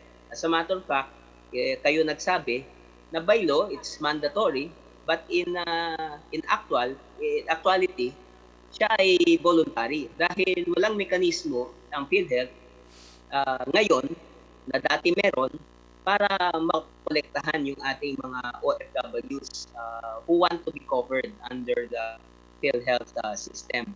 Kaya nakikita ng maraming OFWs na ito ay unnecessary burden na kanina ang dami palang kinukolekta. Kasama na yung OWA contribution, pag-ibig pa pala at iba pa. So ang daming state exactions. Ang kawawa nating OFWs na paulit-ulit nating sinasabing mga bayani, mga bagong bayani ay pumapasa na napakaraming state exactions na lalo nagpapahirap sa kanila. Kung kaya talagang nananawagan kami sa committee ito na sana bagamat itong final namin House Resolution ay nasa komite ng Committee on Health at may banggit na ang ating kagalang-galang na chair na magpa-file na rin ng panukalang batas para amendahan ang UHC law. Talagang mariin na panawagan ng ating mga manggagawa sa ibayong dagat na itigil ang mandatory contributions, ang pagtaas ng kontribusyon at dapat sa mga iba pa panawagan na talagang dapat aralin at irebisa ang UHC law. So yan lang po ang aking interpellation. Maraming salamat Mr. Chair. Maraming salamat sa ating mga panauhin. Thank you so much, Honorable Gaite. Before we proceed to the first, let me call on the COMSEC to recognize the other members in Zoom. Yes, Your Honor. Attorney Francis, go ahead. We would like to acknowledge the presence via Zoom of the Honorable Padiernos and the Honorable Nagano. Including Congresswoman Kulyamat and Congressman Yap. Okay, quickly, Mr. Tolentino, you would like to interject something? May gusto po kayong input? Go ahead. Yes po, Mr. Chair. So in regard po dun sa remittance, there's actually an app na we are using here na libre po yung padala. It's called Dinari Cash and ito po ay Filipino-owned based in Dubai. So we are using this app para po magbayad ng SSS, Pag-ibig and other investments or expenses po sa Philippines. In-tie-up na rin po sila sa GCash. So I think it's a good way para makatipid din ng mga OF in terms of remittance. Kasi ang padala po dito, if you are going to use a remittance center, is nasa 400 or 300 to 400 pesos po ang padala. Mr. Tolentino, yes po. Mr. Tolentino, yung bang sinasabi mong libreng padala, anong lugar ka na andun ngayon? Nandito po ako sa Dubai. Ilang provider ganyan na may libreng padala dyan sa Dubai? konti lang po eh. Ito pong minimension ko po na app, which is yung Denari Cash, it is a Filipino-owned startup company na tinutulungan na po yung mga OFW dito sa Middle So East. walang binabayad kahit piso? Kung halimbawa, diyan pinadala yung PhilHealth contribution ng ating mga kababayang OFW, wala silang sisingilin kahit 5? Kahit Yung piso? una pong padala every month, maximum is 1,000 dirhams, is totally free po. Kasi po, it's yung technology nila is blockchain and it is easy to track. Kaya yung kanina po, good thing I stayed in this meeting kasi nalaman ko na it is an issue, pati po yung tracking. Dito po sa Dubai, advanced na po kasi talaga ang technology and marami pong mga companies, marami po ngayon ang gumagamit ng remittance app. And when you talk about blockchain, it's easy to track. So, kaya, in other words, safe yan? Safe ba yan? Or, kasi kung ganyan ang sitwasyon at pwede ang libreng padala, we will be encouraging our committee ng accreditation na to consider itong mga ganitong gateway. Para na sa ganon ay makabawas po yung ating pong mga kababayan. Kasi nga kanina, Mr. Chairman, nakakagulat din yung mga nagte-text dun sa Mr. Chairman eh. Meron daw sa Singapore, 175 pesos ang charge sa kanila. Sa UAE, 20 dirham. Sa Saudi, 16 rial. Sa Dubai, 25 AED. Sa Hong Kong, $20. Sa Taiwan, 300 NT. Sa KSA, 10 rial. So iba-iba yung PhilHealth. Iba-iba yung mga charging sa nila, sa service provider sa abroad. Eh nakakaawa naman yung mga kababayan natin sa abroad na pag siningil sila dahil gusto lang nila na mapadala na kanilang premium sa Pilipinas, eh wala sila. Kumbaga, kailangan bayaran na nila to. Eh hindi naman po ata tama to. So, itong libreng padala na sinasabi ni Mr. Tolentino ay isang magandang example na siguro ay dapat tignan ng PhilHealth. Otherwise, kapag hindi natin kinonsider yung mga ganitong klase ng provider, mag-iisip kami ng hindi maganda sa accreditation ninyo.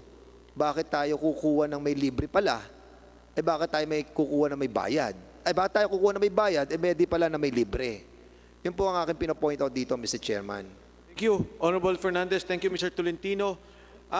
Bilang pagtatapos, meron po tayo dito. Can you please flash on the screen yung ating itong proposed amendment? Paliwanag kulang ng madalian.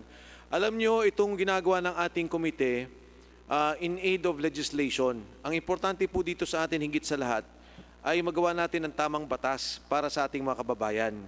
At sa marami pong pagkakataon, dito po sa usapin ng PhilHealth, isa pong napakagandang tulong sa ating mga OFW, itong maayos natin kaagad ang ating batas.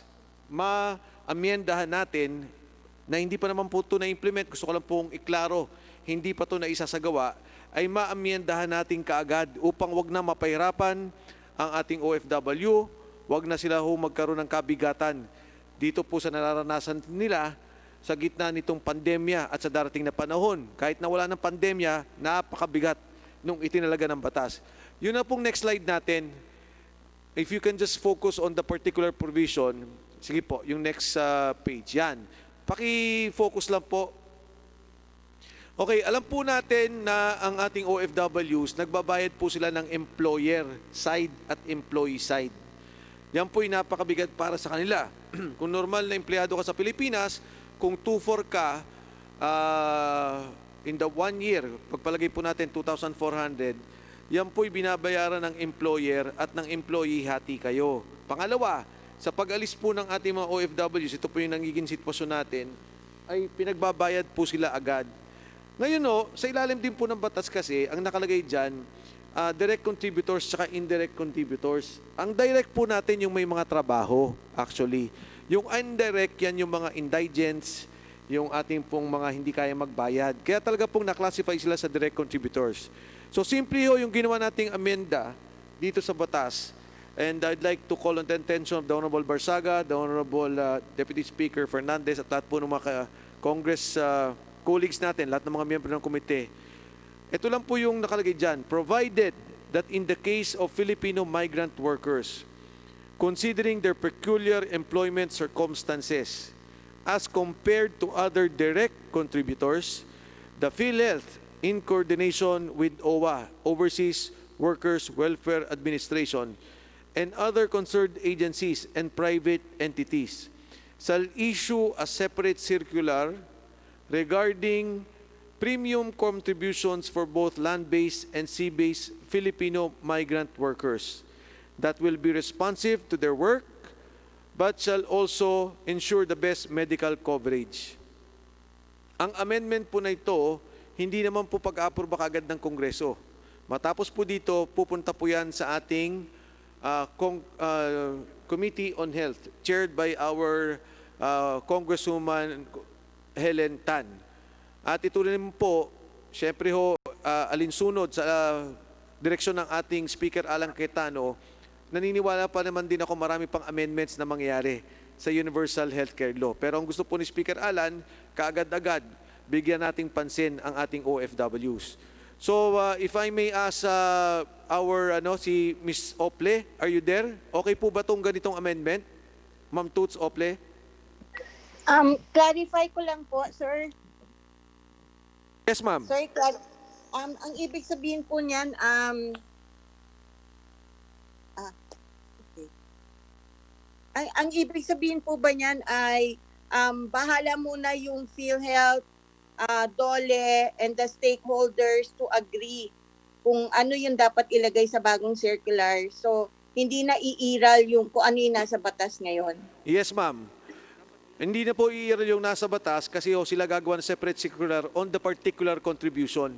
Pero hindi rin po kami, ma'am, naglagay kung ano talaga yung detailed contribution because we would like, for example, the OFW participants, sila na rin po mag-indicate. Kunyari, go ahead, ma'am. Yes.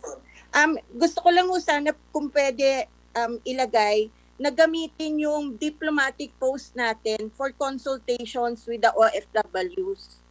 Kasi yan po yung laging missing link. Kinakausap nila yung mga nandito na usually mga ex-OFWs o kaya yung mga NGOs. But sana dahil uso naman ngayon yung Zoom, pwede na talaga na directly from the OFW sa iba't ibang panig ng mundo. And that should be mandatory as part of the consultations. And sana din po na Ma'am, excuse po. Ma'am, excuse po. The exact amendment is OWA, PhilHealth, and the diplomatic offices. And stakeholders through the diplomatic post. Okay, so stakeholders through the diplomatic post. Noted po. And, yes, ma'am. Sana po, and civil society, and relevant civil society groups here and abroad. Accredited civil society groups po natin. O relevant po. Yung, Or relevant. Yeah. Noted po, ma'am. Relevant civil society groups. Ang question ko na lang po, once mag-agree yung stakeholders with PhilHealth, babalik po ba yun sa Congress for approval din ng Congress? Or kung ano yung mapa-agreehan, kasi minsan may balance of forces din po yan. Alam naman po natin yan. Minsan, nakailang consultation, magsasalita kami. In the end, ang gagawin din ng PhilHealth, yung gusto nila eh. So, paano po para may hindi naman masyadong yung essence ng gusto nyo mangyari, hindi ma-derail? Yes, ma'am. Well, dito po sa atin, ang dalawang key agencies is PhilHealth and OWA. So wala pong power technically binibigay ng Kongreso yung poder sa kanila to determine the rightful charges or the rightful contribution. But kung pwede po sana na I think DFA should also be included kasi sila yung may mga post po tayo na walang labor attaché, walang OWA, pero may embassy. Tama so po. para lang comprehensive. Sige ho. So DFA, OWA, and the DFA, OWA, and PhilHealth. Tapos yung binanggit nyo po, siguro through these agencies, yung relevant NGOs will be determined. Yes, sir. Yes, Okay, sir. ma'am. Mr. Chair, Thank you, ma'am. Deputy Speaker. clarification lamang para medyo maliwanag po yung ating patutunguhan. Ano?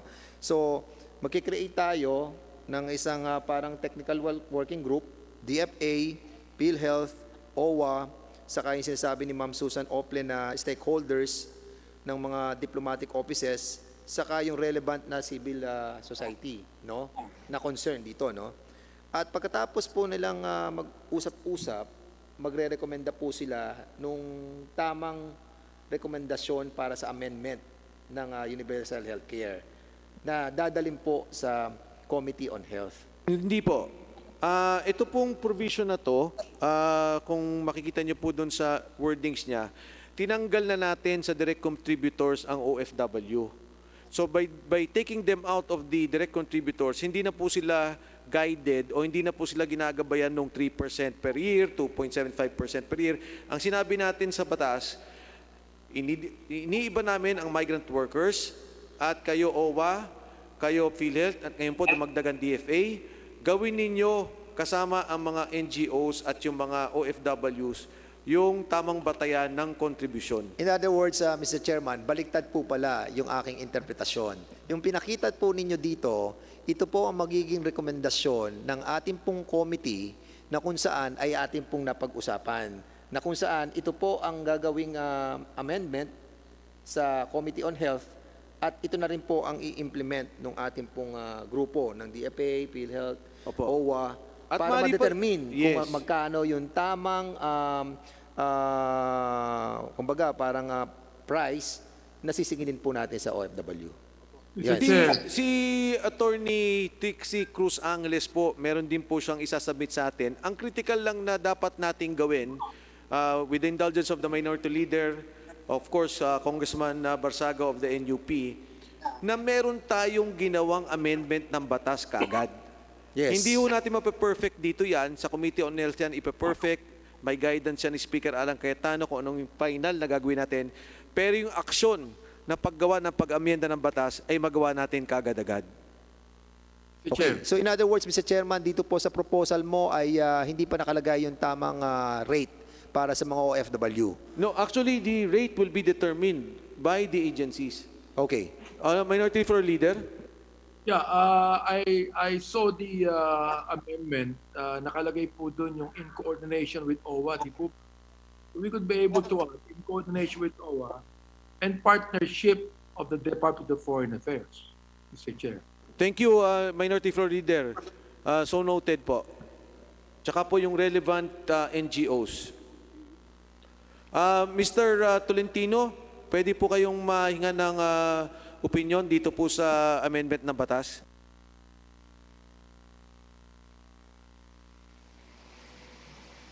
Mr. Tolentino? Ayan. Opo, so in terms of doon po sa amendment, I think it's a good way po to help us here, lalo na nga ngayon na may pandemic. And napakagandang balita po yan. Kaya siguro if there's anything that you wanna ask, it has to be a refund. Pero itong amendment na to is very, very helpful. I really appreciate this. Thank you po. Salamat, Mr. Tolentino. Huwag po kayong mag-alala, yung bumpo sa refund, nakatutok naman si Congressman Benny Abante at alalay niya po kami dyan. Anyway, so Mr. Chair, may I have the floor, please? Mr. yes, Chair? yes. Thank you, thank you. Andyan po pala kayo. Kala ko na wala po kayo kanina. Yes, sir. Go ahead. Po. Thank Mr. you so Legaspi. much po. Thank you, Mr. Chair, at saka yung membro po ng honorable members of this August Chamber. Yung po tungkol doon sa premium, doon po sa mga konsultasyon na nakukuha namin dito at sa mga kasabahan ko, we would like to stick to the 2,400 na what is being asked right now. Why 2,400 and why not? First, what is the truth? The Universal Healthcare Act is a social legislation. It is ab initio a government-subsidized healthcare program.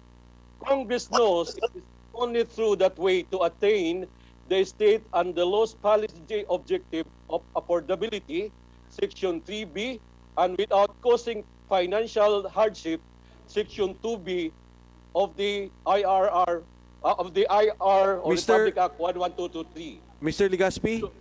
Yes po. Pasensya na po. Kasi po itong amendment na ginawa po natin, will take you out of the direct contributors.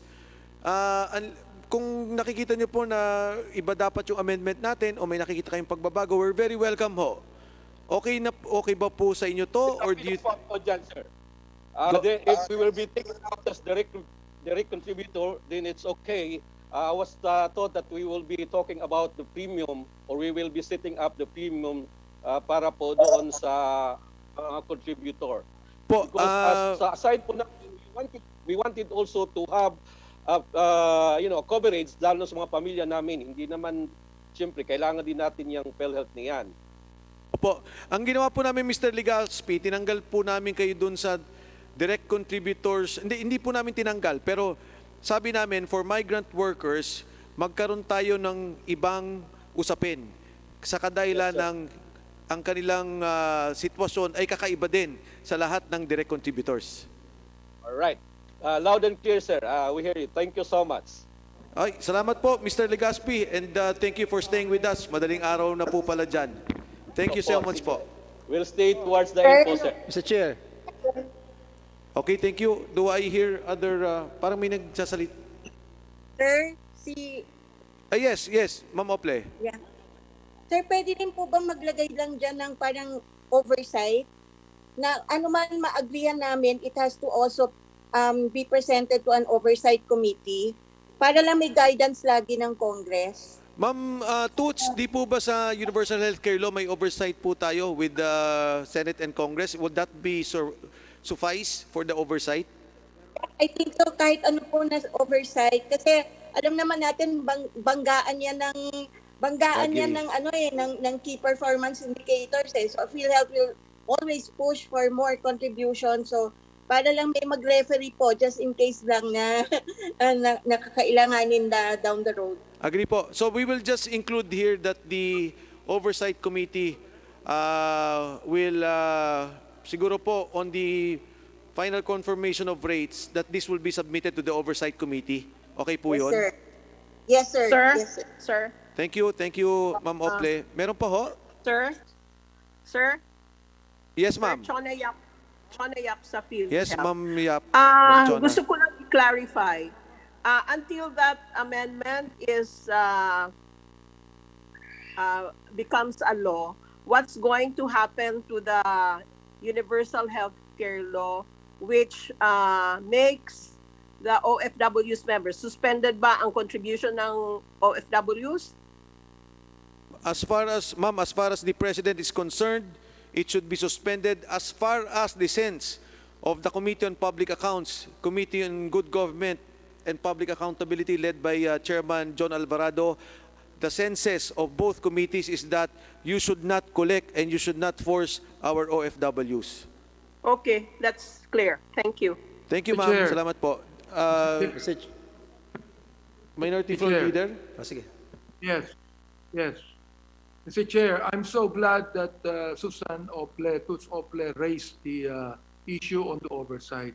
If I may also propose, Mr. Chair, that before PhilHealth can ever put up an IRR, that the IRR, first of all, should be submitted to the Oversight Committee for review, Mr. Chair. Agree, Minority Floor Leader. Yes, we will make the necessary amendments to this provision, Minority Floor Leader. Kung okay lang po, yung po mga inputs nyo lahat, ayusin po natin, tapos we will all sign to be submitted to the Committee on Health, Congressman Abante. Yes, in fact, Mr. Chair, I could be able to say now that the minority bloc will be supporting the amendment. Maraming salamat po, Congressman Abante. Deputy Speaker Fernandez. Mr. Chairman, kung wala na pong iba na magtatanong at Mr. Chair. Meron po wala? Yes. Mr. Chair, Gabriela po. Kong Brosas, go ahead. Yes, Mr. Chair. Siguro last na lang po since meron po kaming House Bill 6698 which was filed on May 7, 2020. And I believe yung mga provisions po dito ay tutugma naman doon sa gusto ninyong mangyari. But ihahabol ko lang po sa paghahabol namin. First of all, ipinapaliwanag namin na gusto nga sana namin na i-allow na voluntary membership yung sa PhilHealth, no? Kasi hindi lang temporary, no, na pag-relieve ng additional burden. Gusto sana natin sagutin tayo na maging voluntary yung membership, tapos i-remove yung double payment dahil i-insurance na nga sila sa host countries, nag-i-insurance pa sila dito sa ating bansa dahil automatic sa PhilHealth yon. At hanggat wala namang batas na aabot dyan, yung pa rin ang ipapatupad. And compounded interest for unpaid premium and unjust premium increases. Yun po yung mga amending provisions sa Universal Healthcare Law na sinasabi ng Makabayan Bloc na included po sa House Bill 6698. At very specific po sa premium contributions ng Section 3, I've seen na halos pareho po tayo ng nilagay doon. And yung we also agree with the technical working group na isasama ang iba pa. Sana po, Mr. Chair, ang hiling ng kinatawan na ito, yung usapin ng House Bill 6698, pag tinake up sa Committee on Health, ay isama po yung mga amending provisions ng Makabayan Bloc. Maraming salamat, Mr. Chair. Thank you, Ma'am Brosas. Ito naman pong batas natin na ginagawa is the action taken up by the Committee on Public Accounts and the Committee on Government Public Accountability. Tapos, ma'am, yung pong House Bill na sinabit ninyo, at lahat po nitong mga rekomendasyon natin will be taken up in the Committee on Health. So palagay ko naman po, pati yung mga individual amendments will be taken up there. At nagpapasalamat po kami dun sa ginawa ninyong House Bill. I'm very sure it would help our OFWs, ma'am. So okay, kung wala na pong mga katanungan, the Honorable Fernandez recognized. Mr. Chairman, kung wala na po, with the guidance of Speaker Alan Cayetano at ang kanya pong mandato na mabigyan ng kaukulang pagbabago ang Republic Act 11223 at yung pong premium na binabayaran po ng ating mga OFW ay mabago, I move that we adopt the proposal of Chairman Congressman Mike Defensor with regards to the changing of the payment of the premiums of our OFW. I so move, Mr. Chairman. Thank you, Deputy Speaker Fernandez. Ito po'y produkto ng Committee on Public Accounts, Good Government and Public Accountability. As mentioned, ito po'y may guidance ng ating Speaker Alan Cayetano na may ayos kaagad yung problema dito sa provisions as regards yung pong mga apektado ang ating OFWs. Motion, there being no objection, the act of the committee to provide an amendment to be taken up in the Committee on Health is hereby carried. Para po sa panghuli na lang, dito po sa Thursday hearing natin, magsisimula din tayo ng 9 o'clock, Deputy Speaker Fernandez. Yes, Mr. Chair. And, Mr. Chair. I'm sorry, 1 o'clock pala po on Thursday. Ang invited po natin yung mga hospitals. We already asked the PhilHealth for the documents. Pwede ho naming makuha yan. And we are directing the COMSEC and the PhilHealth officials to be here 1 o'clock on Thursday. And we are directing the COMSEC to also send invitations to the hospital owners and management doon po sa may mga supposedly fraudulent claims. Para din ho malinaw natin at malinaw nila yung mga issues laban sa kanila. Mr. Chair. Mr. Chair. Yes, go ahead. Mr. Chair. PhilHealth. I'm sorry. Para baka po kasi may makaligtaan kami, baka pwedeng yung mga hospitals kanina na binanggit ni Mr. Chairman, yung actual copy, kasi puro lang umpisa kanina isulat namin para wala kami makaligtaan doon sa mga hospitals. Can we provide the list? Yes, we will do that. Iano po namin dito sa COMSEC. We will do that immediately. Thank you. Kong Benny Abantes, recognize.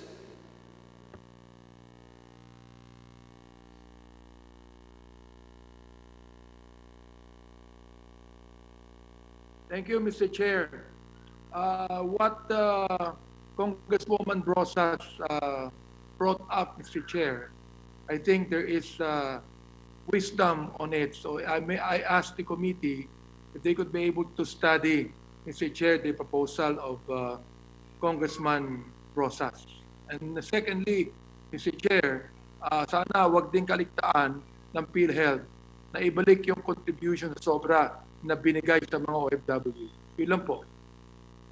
Thank you, Minority Floor Leader. And at the same time, Mr. Chairman, if I be allowed, Mr. Chair, that since na may hearing po tayo sa Thursday about dun sa mga hospitals, kasi kanina medyo bitin naman ako dun sa accreditation ng committee with regards dun sa mga service providers na nagre-remit ng pera ng mga OFW mula sa abroad papunta po dito sa bansang Pilipinas. So may we request the presence, kahit sa summan lang po, yung pong head ng committee ng PhilHealth sa accreditation ng mga service provider dito po sa Pilipinas. Yun lamang po, Mr. Chairman, at muli, maraming po salamat. Thank you. The COMSEC is directed to invite the head of the accreditation committee dun po sa nagbibigay ng mga services as regards remittances. So ordered. We would like to recognize Mr. Hans Kakdak of OWA. Magandang hapon po, Mr. Kakdak. Sir, naka-ano po kayo, Mr. Kakdak? Naka-mute po ata. Maraming salamat, Chair. Nagtaas po ako ng kamay kanina. But ang comment ko lang po, first, we're thankful for this new role that we have in service of our OFWs, Chair. We welcome this po. We thank the committee and the Chair, of course, for this. Ang small suggestion ko lang po, sir, I don't know if it's too late, kung we could be guided by standards sa consultation process, maybe fund viability or OFW affordability, magiya lang po kami as to ano yung standards na gustong italaga ng komite at ng Kongreso para magabayan po kami doon sa proseso ng discussion and consultation. Yun lang po. Thank you so much, Mr. Kakdak. Mr. Kakdak, before I let you go, ilan pa ho natitira nating stranded sa abroad, sa ating mga OFWs? Well, ang projection po natin, sir, until the end of the year, mga 100,000 ang dadating pa ho until the end of the year. Projection po natin yan, but I would of course defer also to the DOLE and DFA for their own count. Pero sa atin po, mga 100,000 until the end of the year. Pero patuloy pa rin po yung pagpapauwi na natin ng mga OFWs coming from other countries? Kahapon nga lang po ay kabilang ang DOLE OWA sa pagtanggap ng mga kadarating from Lebanon. Mga 387 yan, sir. Nandun si SFA Luxin and DND, DOTR, Interagency Committee po na tumanggap sa mga kararating from Lebanon. So tuloy-tuloy lang po. Thank you, Mr. Kakdak. We'd also like to, maraming salamat po, Mr. Kakdak. Magandang hapon and stay safe po. Salamat po, sir. We would like to recognize POEA Admin Olalia. Andiyan po ba? Mr. Admin Olalia, nandiyan po ba kayo?